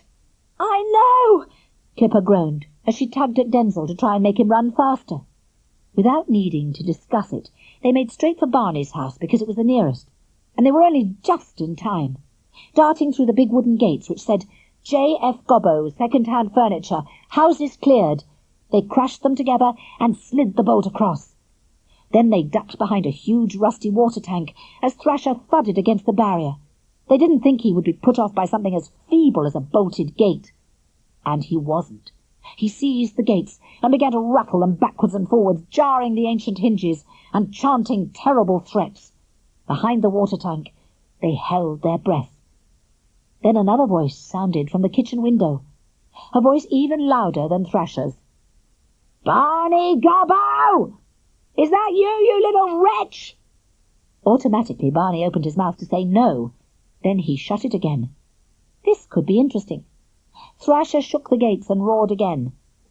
"Do I have to come out there and make you stop?" Mrs. Gobbo roared back. "You'll be sorry if I do, my lad." Paying no attention, Thrasher banged harder at the gates and let out a stream of such awful language that even Denzil blinked. Mrs. Gobbo erupted through the kitchen door and into the yard, and Denzil gaped, because he had never seen her before. It was not just that there was a lot of her, although there certainly was. What made her bulk really terrifying was that she looked ready to throw it at anyone who stepped out of line. She rushed straight across the yard, slid the bolt back, and flung the gates open so suddenly that Thrasher nearly fell at her feet. "Yes?" she barked. He looked at her. "You wanted something?" He shook his head meekly. "Well, next time you fancy making a noise like that, go and bang your head on the middle of the road." Yes, muttered Thrasher, as though he thought it would be nicer than facing Mrs. Gobbo. Without another word, he slid away up the road. Mrs. Gobbo waited until the sound of his feet died in the distance.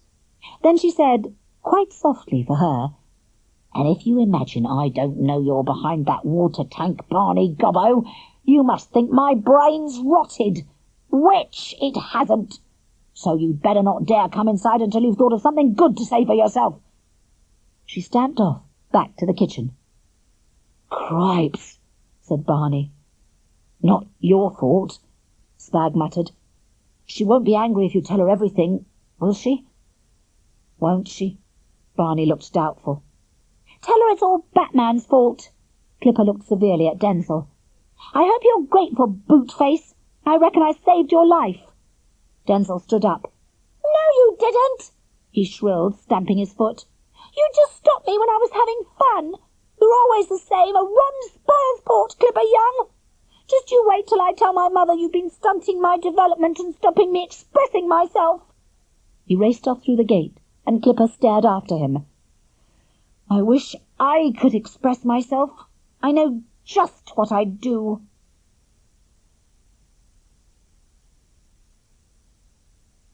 Chapter 6. Clipper's Bat. Barney went slowly through the kitchen door. He had put it off as long as he could, hanging about outside with the others, but they had to go at last. And now he had to go in and face his mother. She was sitting at the kitchen table, preparing apples for a pie. The long twists of green peel curled over her muscular wrists to fall onto the table. She didn't stop when he came in, didn't even look up, just snapped, "Well?" "It wasn't my fault," Barney said quickly. "I haven't done anything wrong." "Expect me to believe that?" His mother frowned up at him. It was that thrasher Dyson from King's Road, wasn't it? I suppose he was chasing you for nothing. Bit of fun and games, eh? I'm not daft, you know. You've done something to get up his nose, and if you've got any sense, you'll tell me now. It wasn't me. It was Sprag's cousin Denzil. Barney Gobbo, if you're in trouble, you just stand up and face it. Don't you go blaming it on someone else. She waved the apple in her hand as though she wanted to throw it at him. Then something in his face must have changed her mind, because she put the apple down and peered more closely at him.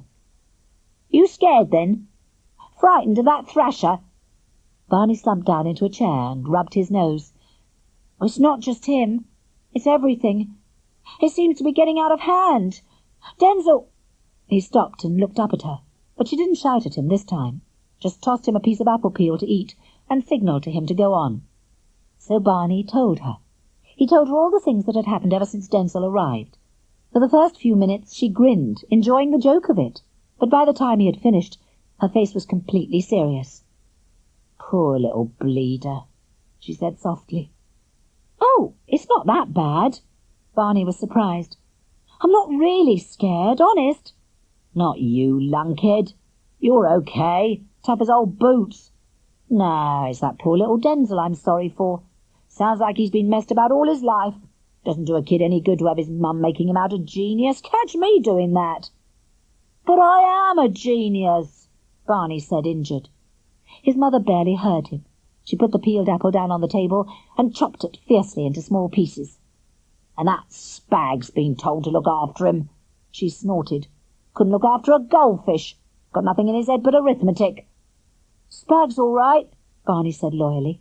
He's just not the right person to look after a little tearaway like that Denzil. His mother finished for him. Be different if it was Clipper. Her face softened. She liked Clipper.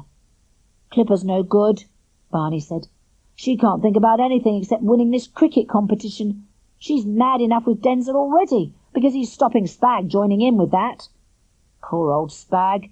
He hasn't been able to score at all yet, and it's the semi-final next Saturday. Mrs. Gobbo nodded and started to peel the last apple. I'll think a bit. Give us a little while. I reckon that Sprag deserves a day off. Oh, Mum, said Barney. It'd be super if you could think of a way. That's enough now. Mrs. Gobbo chopped the apple and stood up to fetch the flour for the pastry. Now you get out of here. Can't stand having people in my hair when I'm cooking. Yes, Mum, and out, she shouted. I only wanted to say thanks, muttered Barney as he made for the door. Sprag, Clipper said joyfully. She tossed the cricket ball into the air and caught it neatly. What are you doing here? Come to score for the semi-final, said Sprag, quite calm. He sat down on the grass and pulled a packet of felt pens out of his pocket. If you want me to. Clipper looked suspiciously at him. Depends. Is Batman going to come sneaking up on us any moment? Sprag grinned. Nope. But how? It was Gobbo's mum, Sprag said. She was fantastic. She turned up at our house just now out of the blue and said she was going to borrow Denzil for the afternoon. She looked out your two-wheeler, Gobbo, and she's going to teach him to ride it. Oh, I do love your mum, Gobbo, Clipper shrieked. She's really great. Oh, I just had a word with her, Barney said, hiding his surprise. Told her to think of something. Clipper was already springing into action. Look, Sprag, we're fielding first, so grab one of those St. Crispin's kids and get their batting order out of him. I'm going to open the bowling with Laurie Symes, but if we haven't got a wicket in the first 5 overs, I'll swap him for Shane Denny. She swung her arms vigorously like a windmill. But I reckon we'll have them all out in a quarter of an hour. I feel like shattering the stumps today. But it wasn't as easy as that. The St. Crispin's team looked meek and mild.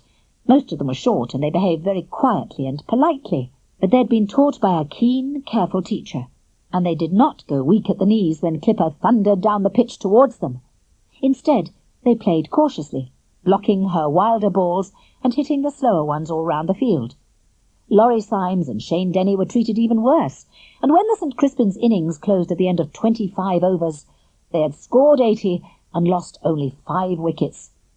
"Should be all over soon," their captain yelled cheerfully to Clipper as the Bennett team came off the field. We've heard all about your batting."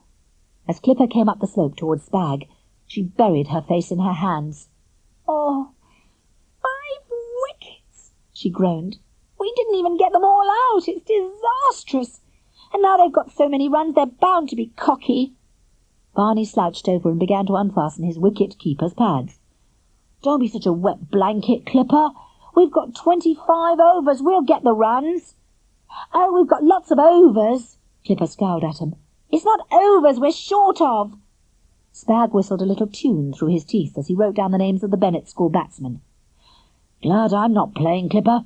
I wouldn't fancy getting bashed round the ribs with your bat when I was out." "Oh, I wouldn't bash you with my bat." Clipper sounded shocked. "Not after all the trouble I had getting Mum to buy me a new one. I might damage it." "No," she grinned suddenly. "I'd use an iron bar." Spotty McGrew came sprinting across, the tops of his pads flapping. "Come on, Clip, stop wasting time. Thought you were going to open with me today." Clipper shook herself and reached for a pair of pads. As she started to buckle them, Soppy Elaine and Sharon Grove came prinking up the road and peered through the fence at her. "Are you winning?" said Soppy Elaine. "Go away," growled Clipper. "But I came specially to watch. Didn't we, Sharon?" Soppy Elaine giggled.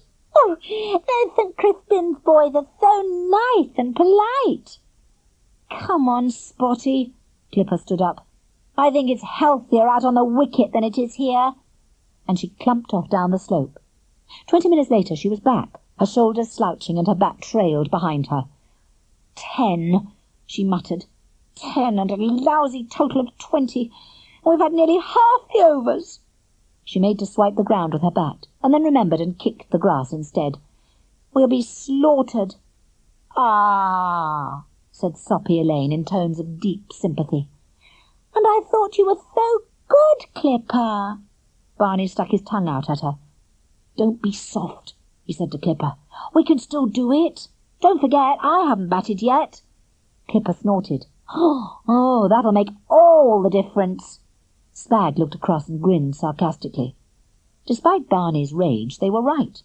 He had hardly started his innings before he was trailing back in his turn. He had scored only 1 run, and they still had 25 to make in 5 overs. True, Spotty McGrew was still there, but there was only 1 wicket left to fall, and Jimmy Brown, walking out to bat, looked very small and scared. "Huh!" Clipper said bitterly, as if she were choking. "It'll be all over in 5 minutes." But she remembered her duty as captain and waved cheerfully to encourage Jimmy Brown as he took guard. Then, before the St. Crispin's bowler could begin his run-up, there was a most appalling noise in the road outside the park, yelling and screaming in 3 different voices. Barney, Sprag and Clipper whirled round and saw an incredible chase coming up the road. In front was Denzil, riding a shiny racing bicycle about 3 sizes too big for him. Most of the time he had to stand up on the pedals, gripping the handlebars tightly. But every now and again he sat down, stuck out a hand behind him, and squirted toothpaste all over the road. He was shouting, "Yeah! Can't catch me! I'm Batman on my Bat-bike!" Behind, red in the face and ferocious, was Thrasher Dyson, riding Barney's old 2-wheeler, which was much too small for him.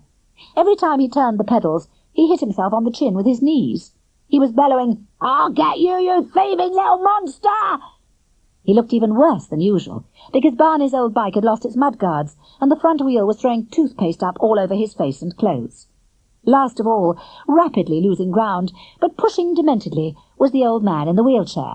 He was yelling, "Why don't you chase someone your own size, you great bully?" "I might have known it was too good to last," muttered Sprag. He put the scorebook down. "I'll have to sit down." Clipper squashed him firmly down with a hand on each shoulder.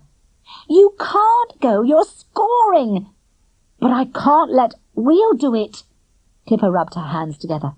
"I shall enjoy splatting that rotten Denzil. Come on, Gobbo." Without waiting for him, she was away. Sprag settled down with a sigh and signalled to the bowler that he was ready to score. Barney panted after Clipper. She was making for the gate at the far end of the park, to cut off the cyclists as they came round the bend in the road. Her legs pumped at top speed, and as she whisked through the gate, she launched herself at the bicycles without any regard for her bones. Denzil crashed to the ground, and Thrasher thudded into the back of him. "Right!" Huge and menacing, Thrasher untangled himself from the two machines. Clipper scrambled up and faced him firmly. "What do you mean, right, you great bully?"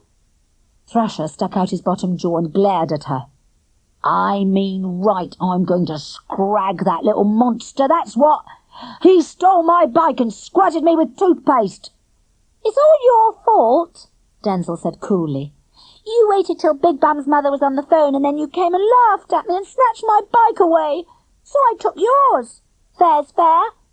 Clipper shook him to make him be quiet. Then she turned back to Thrasher. "You can't scrag him, because I'm going to. He's interfered with everything ever since he came, and now he's last at my cricket match. I get first scrag." "We can both scrag him together," Thrasher said hopefully. At that moment the old man in the wheelchair caught up with them. "You great bully," he croaked at Thrasher. "Why don't you leave the little boy alone?"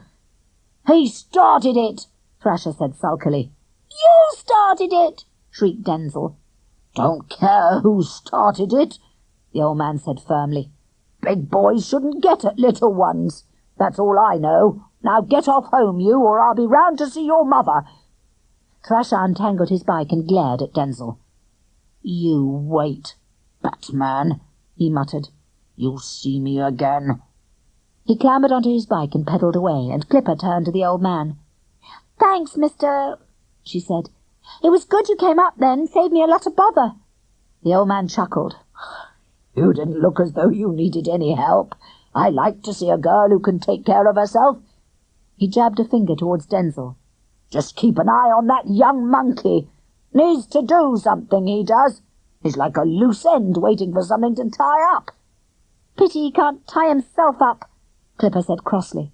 She seized Denzil's ear and began to drag him into the park. "Bring the bike, Gobbo." Pushing the bike along behind, Barney could hear Denzil muttering, "You've done it again. Stopped me when I was having fun. I'll get my own back on you, Clipper." Clipper hauled him up the park, past all the players, who were strolling off the pitch, and flung him down on the grass beside Sprag. "What do you mean you'll get me? I'll get you! You made me miss the end of the cricket match. It looks really bad for the captain to walk off when her team's being beaten. They'll think I was sulking." Lazily Sprag closed the scorebook and looked up at her. "You are dumb, Clipper." "Dumb?" Clipper nearly jumped on him. "Is that all you can say after I've risked life and limb to save your wretched cousin?" "We've won." "What?" Sprag smiled. "We've won. We're in the final." For a moment Clipper was speechless. Sprag nodded. Jimmy managed to stay in, and Spotty made 41. "Yoo-hoo!" shrieked Clipper. She raced off down the slope to clap Spotty on the back. "So we've still got a chance of winning the cricket pitch," murmured Barney. "If we can find anyone to stand up to Thrasher's bowling," Sprag reminded him. "We only won by a fluke today. That's not going to happen again." But Clipper was already working on that one. As she came back up with Spotty, her face was set stubbornly, and she was talking at top speed. "We can't let ourselves be beaten, not now. I'll get everyone down here after school on Wednesday for batting practice, and—" Suddenly she broke off, looked round, and pulled a face at Barney. "OK, Gobbo, where is it? What have you done with it?" "Me?" said Barney. "What? Where? Why? Whatever it was, I didn't do it." "Oh, don't fool about," Clipper said wearily. "What have you done with my bat?" "Oh," said soppy Elaine. "Was that your bat?" They had forgotten she was there. Glancing round at her, they saw that she was smirking cheerfully. "I thought it was his bat," she trilled. "The way he snatched it up." Clipper looked down at the ground and counted to 3. Then she said, "Elaine, it was my best bat. Where was who taking it?" "He went off with Jimmy Brown," Elaine said airily. "Said he'd play cricket with him up behind the cemetery." Clipper seized the railings in her fists and rattled them. "Who?" Elaine raised her eyebrows. "Goodness, what a fuss about an old cricket bat. Anyway, it was only Denzil. Come on, Sharon, we'll be late for tea." Clipper stood quite still for a moment, unable to move or speak.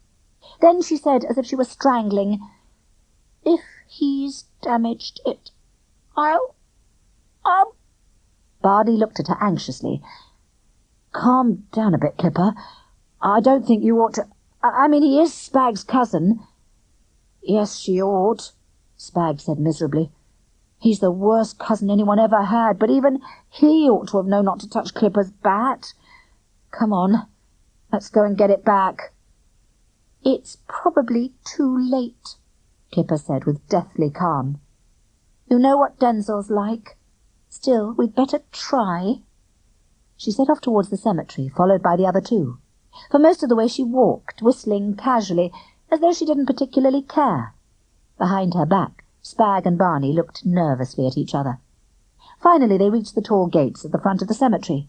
A high wall ran round the whole plot, and at the back, behind the far wall, was an open piece of waste ground that children played on. Now, as they stood at the gates, they could hear, coming from that direction, the sound of someone hitting a cricket ball. It was too much for Clipper. With a sharp cry, she ran through the gates and past the graves, ignoring the frowns of people who were walking there. Barny and Sprag hurried after her at a more respectable pace. "Got to calm her down," panted Barny. "She'll kill him if he's damaged it." "Serve the little beast right," growled Sprag. As they drew near the small gate in the far wall, they saw that Clipper had stopped. She was peering through the gate as though she wanted to stay hidden. "Oh," she whispered, in a voice of longing. "Oh, the little fiend!" As she glanced back at them, they could see that her expression had changed completely. Chapter 7. Plotting. Barny and Sprag raced to look over her shoulder. Denzil was standing further along the wall with his back to it, and Jimmy Brown was bowling at him. Casually, Denzil knocked the ball back, alternately to the right and to the left, so that Jimmy scampered wildly from one side to the other. "Not bad," said Barny tolerantly after a few moments. "He hasn't missed one yet, has he?" "Hasn't missed one?" Sprag stared at him. "Gobbo, you're loony. He's not just hitting them, he's playing lovely strokes." Sprag could not hit a ball himself, even if it was trickling along the ground, but he could recognize every shot in the book. He turned to Clipper. "Go on, don't be too hard on him, the kid's good. You'll have to let him off." "Let him off?" Clipper said in a strange voice. "I'm not going to let him off a thing. I'm going to give him a proper work-over." She stepped through the gate and strode towards Jimmy, her face solemn. "I'll have that ball." She held out her hand for it. Then she turned to face Denzil. "Don't move, Batman. You just stay there while we see how you face a real ball." Walking away from him, she turned, and then came thundering forwards, her face set. Barny gasped in protest as he saw that she was about to bowl one of her really fast balls. Denzil was watching her with a cheeky grin, not looking in the least frightened. As she loosed the ball, he stepped forward and played confidently, driving it back along the ground, so straight that it almost grazed her ankles as she finished running. "Wow," said Sprag. Clipper didn't give any sign of pleasure. She just waved a hand to tell Jimmy to fetch the ball and called to the others, "Gobbo, Sprag, come out here and field. Then I can give Denzil a real belting." For the next half-hour they worked hard, until Barny was red-faced and panting, and Sprag's glasses were slithering down his sweaty nose. There was hardly any talking. Occasionally Clipper would call out, "Try and hook this one to leg," or "See if you can drive this between Sprag and Jimmy." Each time Denzil did exactly what she had asked. His cheeky grin had gone, and his peaky, freckled face was completely solemn as he concentrated on the ball. Finally Clipper stopped, out of breath, and ran towards the wall with a broad grin on her face. "You're not bad at all, young Denzil," she said. "I'm brilliant. I told you I was." "Not like that." Clipper gave an impatient stamp. "You say you're brilliant at everything, even if you're lousy. But you really can bat." For a moment Denzil looked pleased and startled. Then his face switched back to its usual sulky expression. So I'm putting you in the team." Clipper smiled at him. "You're just what we need to batter King's Road in the final. I'll even let you use my bat if you like." For 2 blinks, Denzil stared at her without speaking. Then very deliberately he dropped the bat on the grass. "I don't want to borrow your precious bat, and I don't want to be in your rotten team. You're a horrible bossy girl, Clipper Young. Every time I started to have fun, you've interfered and stopped me. Why should I help you out?" "But," said Clipper. Denzil started to walk away. "I hope you lose," he called over his shoulder. "I hope they get you all out for 3. That'll teach you to get in the way of Batman." "He's a copper-bottomed, four-flushing demon," Clipper said bitterly. She trailed her bare toes in the goldfish pond and didn't even smile when the goldfish came up to nibble them. "What are we going to do?" "You can see his point," Sprag murmured reasonably. "You've done everything you could to keep him out of the cricket up until now. I expect he wants to get his own back." Clipper ruffled her hands through her hair. "But if he'd only told me—" "He did tell you," said Barny, "over and over again. You just wouldn't listen." I know. But oh, blow it all, I've got to have him. It's not just winning the cricket pitch. It's such a waste if he doesn't bat when he's so good." "Well, if he won't, he won't." Sprag looked resigned. "We can't make him." "We could drag him along to the match," suggested Barny, "and sit on him until it was time for him to bat." The other 2 looked at him scornfully. "Oh, sure," said Sprag. "He'd just stand there and let Thrasher bowl him out. You know how stubborn he is. He won't do anything to oblige anyone else." The 3 of them stared gloomily down into the pond. They were so deep in their thoughts that they didn't see Clipper's mother coming over the grass. They didn't look up until her shadow fell across them. She was carrying a tray with 3 strawberry milkshakes in tall glasses, and she gazed down at them with a puzzled expression. "What's up with you 3, then? Thought you'd all fancy milkshakes with ice cream in." "Oh, yes," Barny said sadly. "Thanks a million, Mrs. Young." "Thanks, Mum." Clipper took a glass and stared at it with dull eyes. "Just what we wanted." Mrs. Young narrowed her eyes and then sat down on the grass, tucking her legs underneath her. "Suppose you tell me what's the matter. You look as though the sky's fallen in." "It's worse than that," groaned Clipper. "Much worse." She drooped her head and sucked noisily at her straw. Barny decided that he had better explain. The other 2 were useless. "It's Sprag's cousin, Denzil," he began. Mrs. Young gave a wide grin. "Been up to his tricks again, has he? What is it this time? Worse than painting the subway with toothpaste?" "Much worse," Clipper groaned again. "He's a brilliant batsman," Sprag explained in a mournful voice. "A natural. We've only just discovered." "And that's not good?" Mrs. Young looked bewildered. "I thought you were desperate for batsmen." "It could be good," Clipper muttered. "It could be the best thing since England won the World Cup. Only he won't play. When I told him he was in the team for the final, he said he wouldn't do it, just to annoy me." "You told him?" Mrs. Young said slowly. "That's just like you, Caroline. I suppose you never thought to ask instead." Clipper looked up in surprise and then hung her head, pulling at the grass. "Never thought he wouldn't be pleased," she mumbled. "And all the little kids always do what I tell them." "Well, I'm glad Denzil didn't then." Her mother sounded severe. "Like I'm always telling you, you're getting to be too bossy. Time you gave some thought to other people's feelings. You ought to go to him and ask politely." The 3 of them looked at her in horror. "But we can't," whispered Clipper.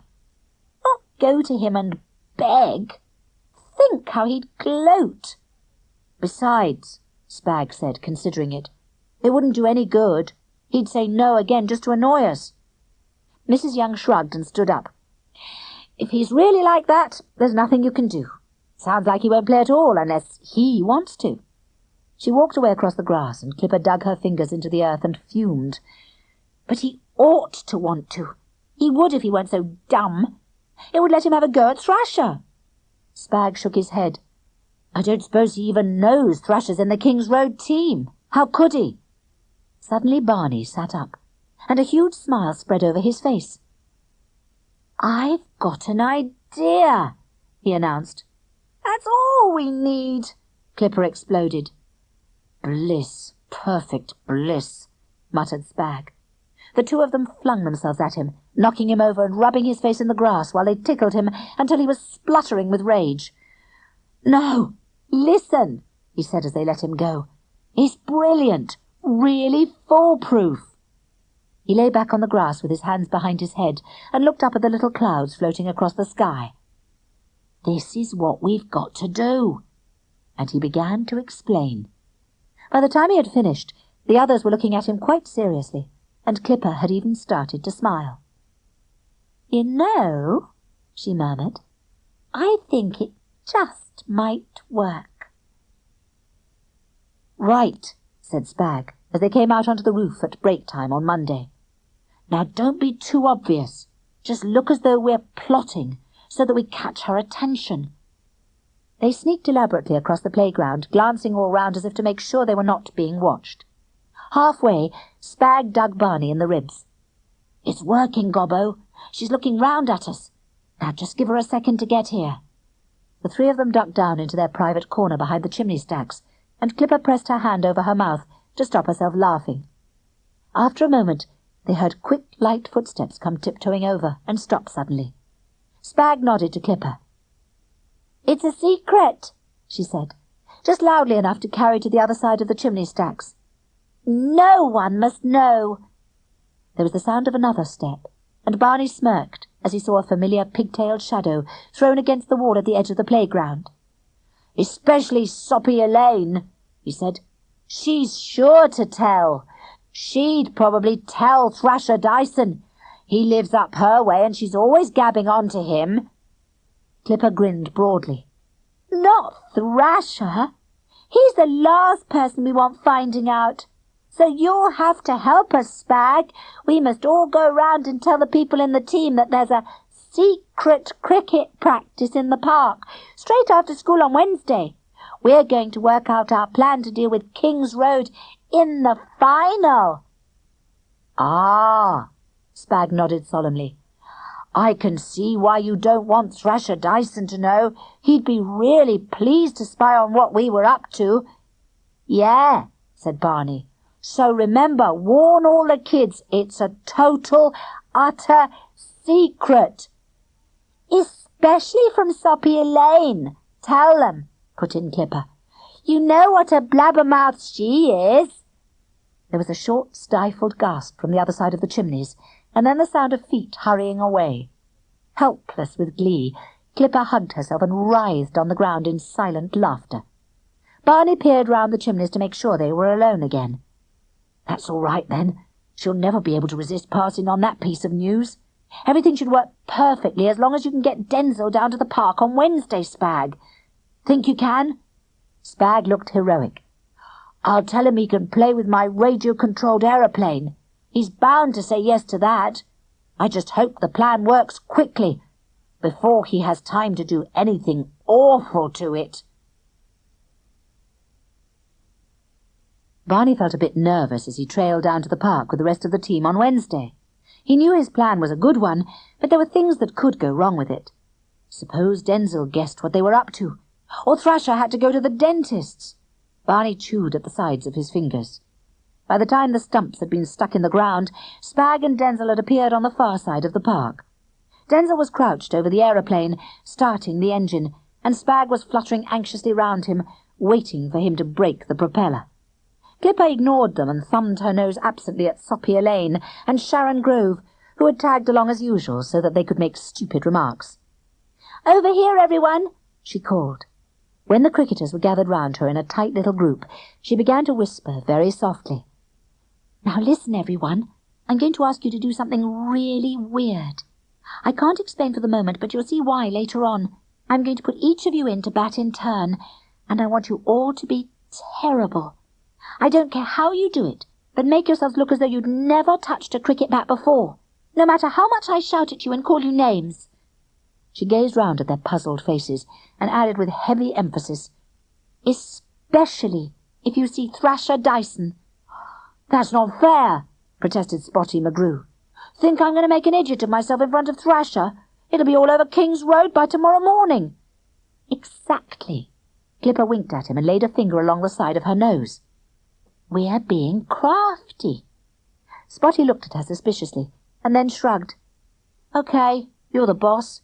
I'll pretend I'm Soppy Elaine." He picked up his bat and minced out into the middle of the park, banging the ground in front of his stumps with coy little shrieks. Then he took guard with his knees together and his feet apart. "Don't overdo it," said Clipper, trying not to giggle as she sent everyone else out to field. Spotty enjoyed himself for 5 minutes or so, seeing how many different ways he could get out. Each time he squealed, "Ooh, you are rotten!" in a squeaky imitation of Soppy Elaine's voice, and she knew what he was doing. Barney could see her sniffing and tossing her plats. But there was still no sign of Thrasher. Barney began to get worried. Surely Elaine couldn't have kept a secret, not just when they wanted her to be her usual sneaking self. If Thrasher didn't come, the whole performance was useless. Denzil was looking scornful as batsman after batsman hit a catch or missed the ball completely, but he showed no signs of wanting to bat. Thrasher had to come. Barney was so busy brooding that he missed a simple catch behind the wicket, and Clipper yelled at him, "You're a frightful wicket-keeper, Gobbo. You better come and bat instead. You can't do worse than this load of idiots." Just at that moment Barney saw Soppy Elaine nudge Sharon Grove and snigger. Following her eyes, he made out a square, solid figure lurking behind the bushes at the bottom of the park. Feeling relieved, he took the bat from Jimmy Brown and turned to face Clipper's bowling. "Watch out, everyone!" came a voice from the bushes. "That's not the ball, it's Gobbo!" Cheek! Barney went red with rage. He'd show that Thrasher. Just one lovely Ian Botham shot, and then he would play as badly as Clipper wanted. She sent him an easy ball, and he swung his bat in a mighty curve as hard as he could. He missed the ball completely. It thudded into the stumps, knocking them out of the ground, while Barney fell over in an untidy heap. "Gobbo!" yelled Clipper, sounding furious. "You're worse than all the others!" In a rage that was not quite pretended, Barney flung down his bat and stamped off towards the corner where Denzil and Sprag were flying the aeroplane. Thrasher, watching him, suddenly caught sight of Denzil and jumped out from behind the bushes, purple in the face. "Yeah, you little rat!" he bellowed. "You must be worse than all the others. Fancy being too bad to play in the Bennett team." "They'd like to have me," Denzil shouted cheerfully. "I'm brilliant." "Ha! What's stopping you playing, then? Don't you fancy facing my bowling? Always knew you were a little coward." Denzil stared at him for a moment and then handed the controls to Sprag. "You're bowling?" "Yeah, I'm the star King's Road bowler. None of this lot will be able to stand up to me. And you'd be worse, you little shrimp. You're not even good enough to play." Denzil hesitated. Then he looked across at Clipper. "Okay if I have a bat," he shouted. "Oh, all right if you must." Clipper tried to sound sulky, and behind Denzil's back, Sprag winked at Barney. "It's going even better than we hoped," he whispered. "Once he's shown how good he is, he'll have to play, or Thrasher will go round telling everyone he's scared." Rather slowly, Denzil took guard and nodded to Clipper that he was ready.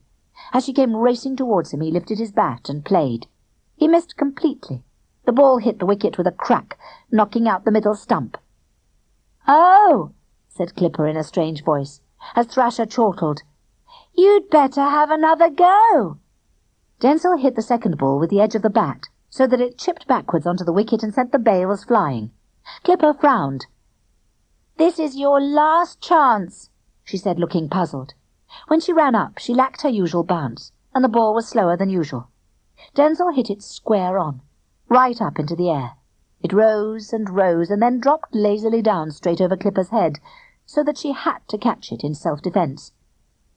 "Thanks," Thrasher called sarcastically. "Thanks a lot. I can see we need to be really worried on Saturday." Laughing loudly, he swaggered away down the road. Barney, Sprag and Clipper all made for Denzil, who was leaning on his bat, with a faint smile on his lips. "And just what was that all about?" Clipper said icily. Denzil smiled at her, a beautiful, beaming smile. "I didn't want them to be warned about my batting, did I? Not if I'm going to play on Saturday." "You... what?" Clipper gulped. "Well, I've got to play, haven't I? If he's in their team, I'll knock his bowling all over the field." "Hang on a minute." Clipper held up her hand severely. "We don't want you playing if you're just going to show off. And you did say no before." "That's right," said Barny. "And no one's asked you again." The confident smile vanished from Denzil's face. "But I do want to play." Sprag grinned. "Perhaps if you ask Clipper nicely, she might give in." Denzil blinked. Then he said, "Please, will you put me in the team for Saturday, Clipper?" She went on frowning at him, and he looked anxious. "I mean, I'm good. Well, quite good. Aren't I?" "You're not bad," Clipper said casually. "All right, you can play, if you promise to behave yourself until then and do everything I ask you to. Right?" "Right, Clipper," Denzil said meekly.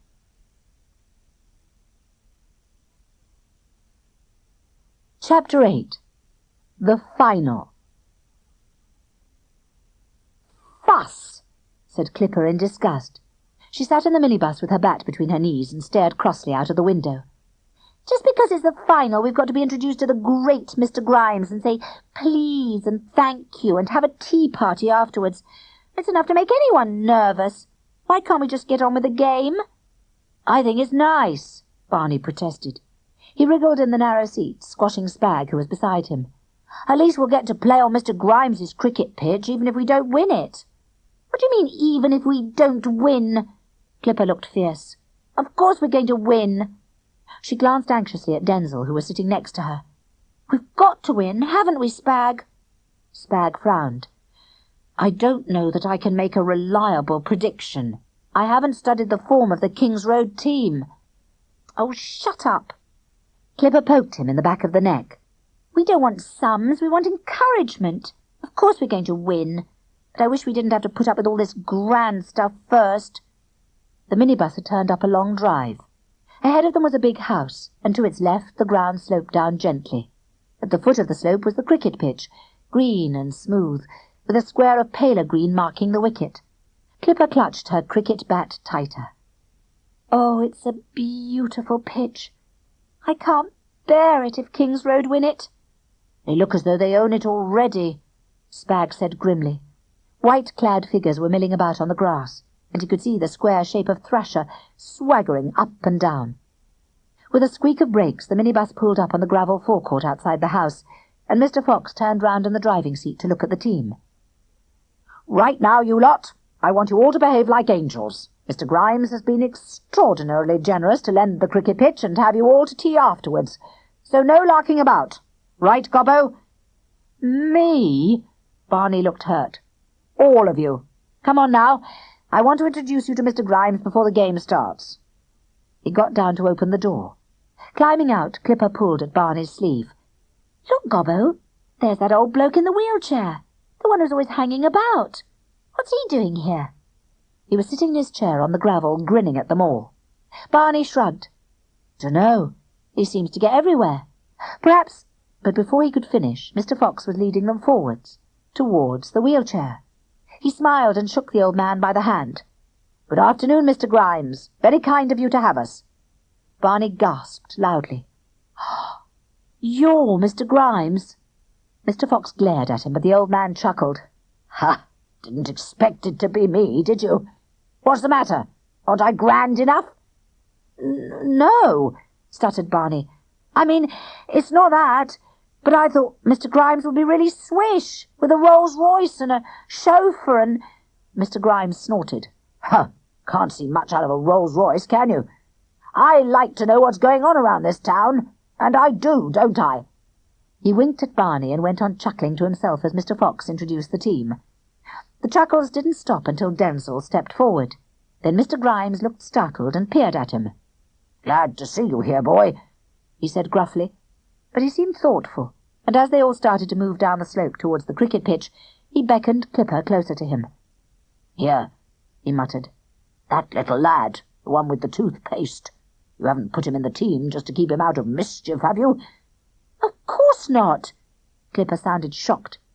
"We want to win, and he's... Well, you'll see." Mr. Grimes gave a satisfied nod.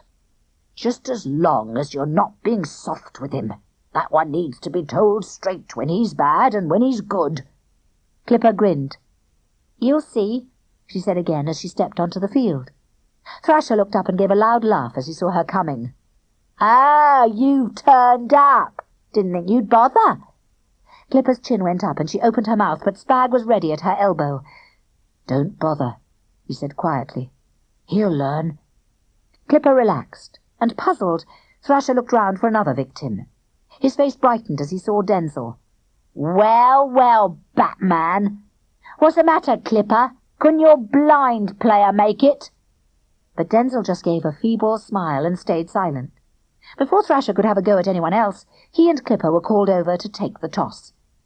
"Heads!" came Clipper's clear voice. "Tails!" Thrasher shouted triumphantly. "We'll bat. I want a decent innings, and if you go first we'll only have about 5 to make." He strutted off towards the boundary. "Right, men!" Clipper called them all round her. "Thrasher's the one we've got to get. He'll go in first and hog the batting, and if we let him he'll knock up a big score. We've got 30 overs today, so I think we should let him have his head for 3 or 4 overs. Let him get really cocky. Then with any luck he'll hit a nice juicy catch." The others nodded, but Sprag held up a warning hand. "Watch those runs, though. I'll signal to you if I think he's getting too many." Clipper nodded confidently. "Okay, but don't worry. I know him. He can't resist showing off. Laurie, you bowl first, and we'll have Shane up at the other end." She directed the rest of the fielders, and the game began with Laurie bowling a straight, slowish ball to Thrasher. At once, Barney knew that Clipper had got it wrong. Normally Thrasher would have plunged in from the start and given that ball a hefty swipe. But this game was important. There was something good to be won, and Thrasher intended to win it. So he was not taking any chances.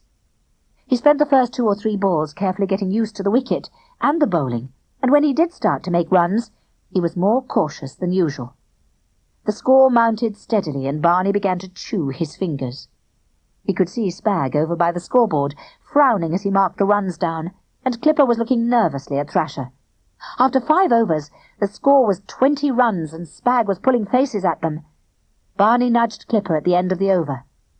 "You've got to do something, otherwise they'll make about 150. Clipper nodded thoughtfully. Made a mistake, didn't I? We're not going to get Thrasher out in a hurry. But we might do something with the other one. He's getting quite twitchy because Thrasher's hogging the bowling. Perhaps I'll have a bowl in a minute." Before she began, she had a mutter to Spotty McGrew, who was fielding on the boundary. Then she sent an easy ball to Thrasher. He swung at it and began to run, clearly expecting to score a 4. But Spotty got to it just before it reached the line. Thrasher had been trapped into taking 3, and the other batsman was facing the bowling. Clipper spat on her hands, rubbed the ball hard on her trousers, leaving a long red smear, and came hurtling down towards him with her teeth bared. He blinked, missed the ball, and groaned as it bounced off his pad. "How's that?" Clipper shouted joyfully. "You fool!" shouted Thrasher. That made Clipper grin even more. If Thrasher lost his temper, her job would be easier. But it was not as easy as that. The wickets had begun to fall, but Thrasher stayed firmly in position, still playing sensibly. At the end of 25 overs, the score was 95, and Sprag was waving his arms about and pointing frantically at the scoreboard. "It's no good," Clipper muttered to Barney as they waited for the 8th batsman. "We've got to get Thrasher out. He could make another 20 or 30 runs."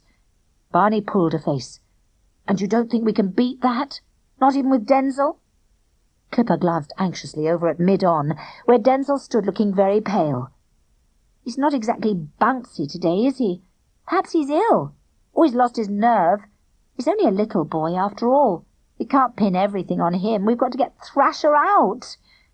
The 8th batsman was a small, solid boy. He looked fearfully at Clipper and braced himself for a fast ball. But she bowled quite slowly so that he was able to hit it and take a single. "Yah!" shouted Thrasher as he ran. "What a feeble ball!" But Clipper only smiled to herself. In the next few minutes everything happened so quickly that Barney could not take it in. Clipper bared her teeth and came charging down from the far end. The ball whistled down the wicket, much faster than anything she had bowled so far.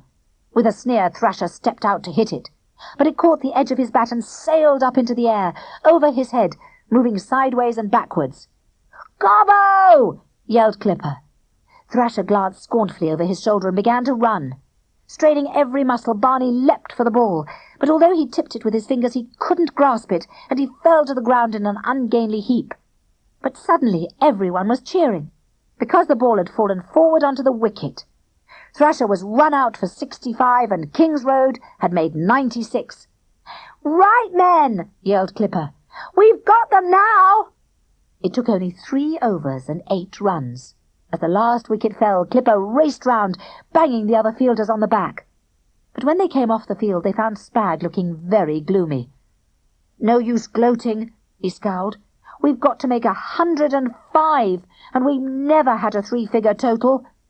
"We've never had Denzil before," Barney pointed out. Sprag looked even more miserable.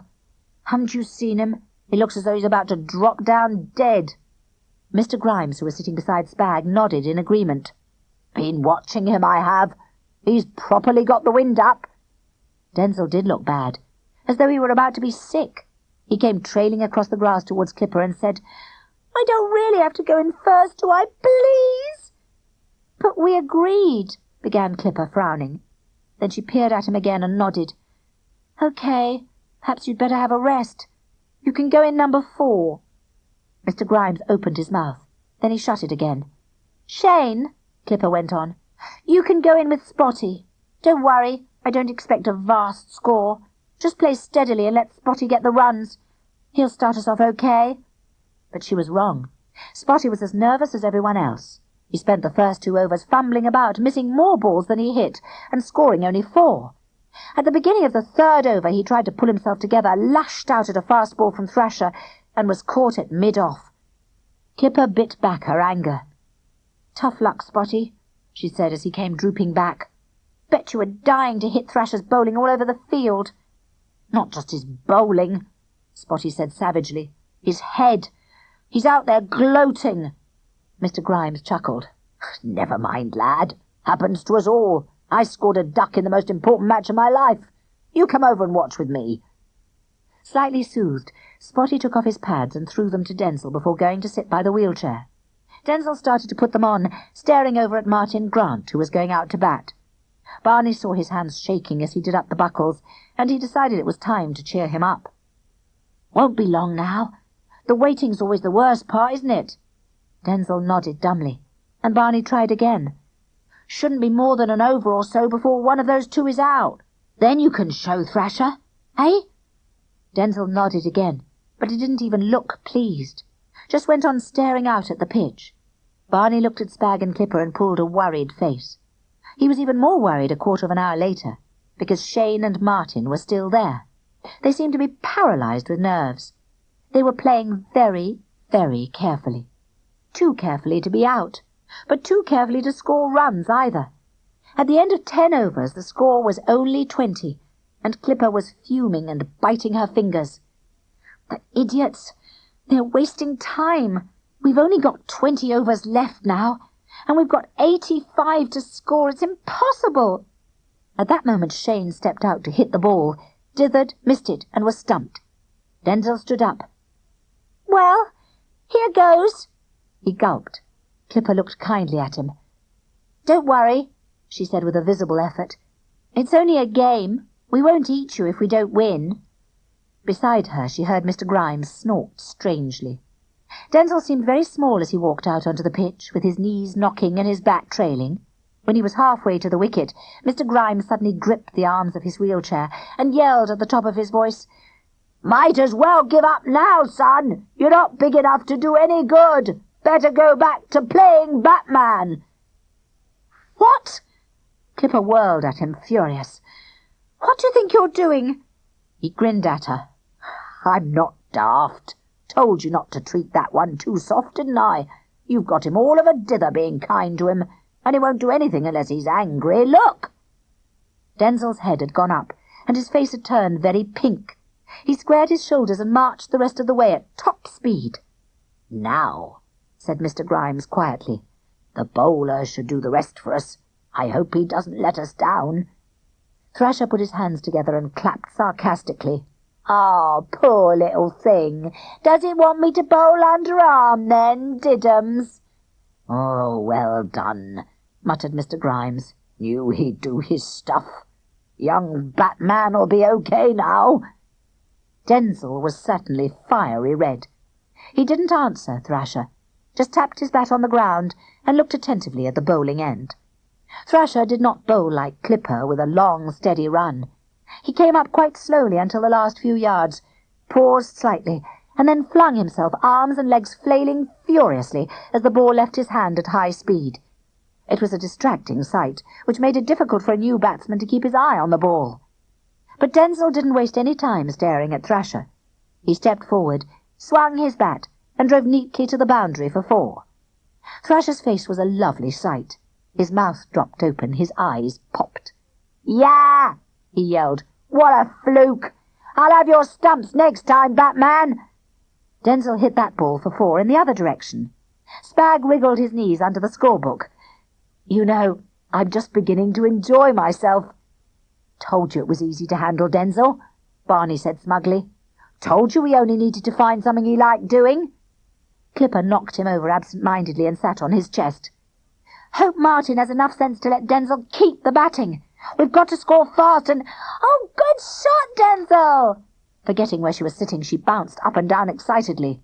"Oh, you thinking of growing up to be an elephant?" groaned Barney. "Get off, Clipper! Do you want me to be a physical wreck so I can't bat?" "Gosh!"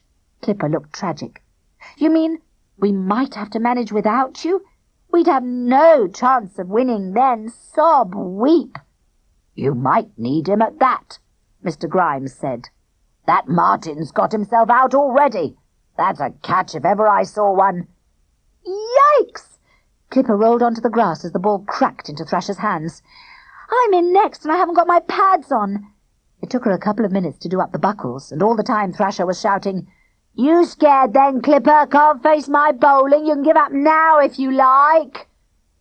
"You dare lose this match," Mr. Grimes said with controlled rage.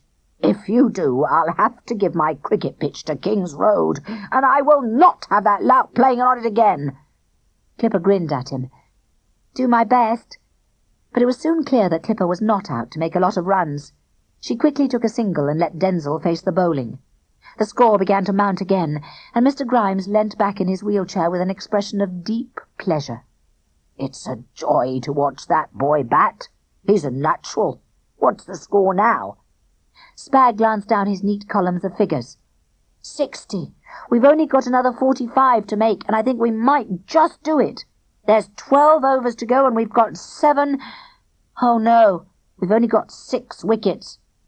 Clipper was on her way back to them, looking like thunder. "Brilliant," said Spotty. "You beat me by 1 run." Clipper sank down onto the grass. "It's the lowest score I've made since I was 8, she said gloomily. "I'm not sure we deserve to win." "Nonsense," said Mr. Grimes sharply. "That's defeatist talk. Call yourself a captain." "Sorry." Clipper sat up straight. "You're right. We're doing okay, and we can win, as long as someone manages to stay in with Denzil. I just hope we don't get down to Gobbo." "Charming," said Barney. But a bit of him agreed with her. He didn't like the look of Thrasher's bowling today, not at all. So he dug his fingernails into the palms of his hands and wished as the runs mounted and the wickets fell. Suddenly Clipper leant forward and clapped her hands hard. 100! Jumping to her feet, she did a dance of joy on the boundary. "We only need 5 more. We must do it. There's 2 wickets left and nearly an over to go, and... Oh, Jimmy!" With the second ball of the last over, Thrasher had taken Jimmy Brown's wicket. Clipper caught at Barney's shoulder and squeezed it hard. "It's you, Gobbo, and you mustn't let us down. All you've got to do is go in and get a single, so Denzil can have the bowling." "No problem," Barney swaggered. He stuck out his stomach and strode onto the field. "Right, Gobbo!" shouted Thrasher. "I'm going to get you!" He was not jeering any more. He was very angry because of what Denzil had been doing to his bowling. The first ball he sent down to Barney was fierce and fast, and it came speeding towards him as if it would crack his bones. Barney shuddered, and did the only thing he knew how to do with a ball like that. He held his bat steady and stopped it almost dead, jarring his arms. Over by the boundary he could hear Clipper fizzing with disapproval. What did she expect? If he'd swiped at it, he'd probably be on his way to hospital. Anyway, there were 3 more balls left. If he took a single off the next one, Denzil would have 2 to make 4 runs. But the next ball was even more ferocious. Automatically, even while he was trying to summon up enough courage to hit it, Barney blocked. Clipper stood up and bellowed, "Gobbo! There's only 2 balls left! You must hit this one!" Sprag reached up an arm and pulled her down onto the grass again, but she went on waving her fists. Barney looked from her to Thrasher, who was beginning his run, and then back again. Thrasher was terrifying, but Barney knew who scared him more. Clipper in a temper was no joke. As the ball came zooming towards him, he said a quick prayer, shut his eyes, and swung. The ball crashed against the wood of the bat, and Barney began to run blindly with his eyes fixed on the ground. When he got to the other end of the wicket, he bumped into Denzil. "What? You idiot!" he shouted. "You'll be out! You've got to run!" "Nope," said Denzil chirpily. "I won't." "Don't be so rotten, we'll lose, and—" "You are dumb," Denzil grinned. "We've won." "What?" Barney said again. Then he realized that everyone was cheering. Mr. Grimes was clapping his hands and banging Clipper on the back, and Thrasher was stamping off the pitch. "What happened?" Denzil laughed. "You hit a 6, thicko!" Barney flung his bat into the air and charged towards Clipper. "See! I told you I'd do it! I've won us the cricket pitch!" "You!" shrieked Clipper. "You!" spluttered Sprag. "Well," Barney began. He was just going to give Denzil a bit of the credit when Denzil himself arrived, pulling something out of his pocket. "Yes, you, Gobbo!" he yelled. "Congratulations!" Sticking his hands out, he squeezed the tube of toothpaste he was holding. A great stream of green shot out all over Barney's shirt, Sprag's glasses, Clipper's hair, and Mr. Grimes's wheelchair. "Oh, no!" groaned Sprag. "I'll never get my calculator. It's over a week till Aunt Rachel and Uncle Gregory get back." "Yes," said Denzil happily. "And I've got another 4 years, 11 months, and 6 days' supply of toothpaste left. Batman!"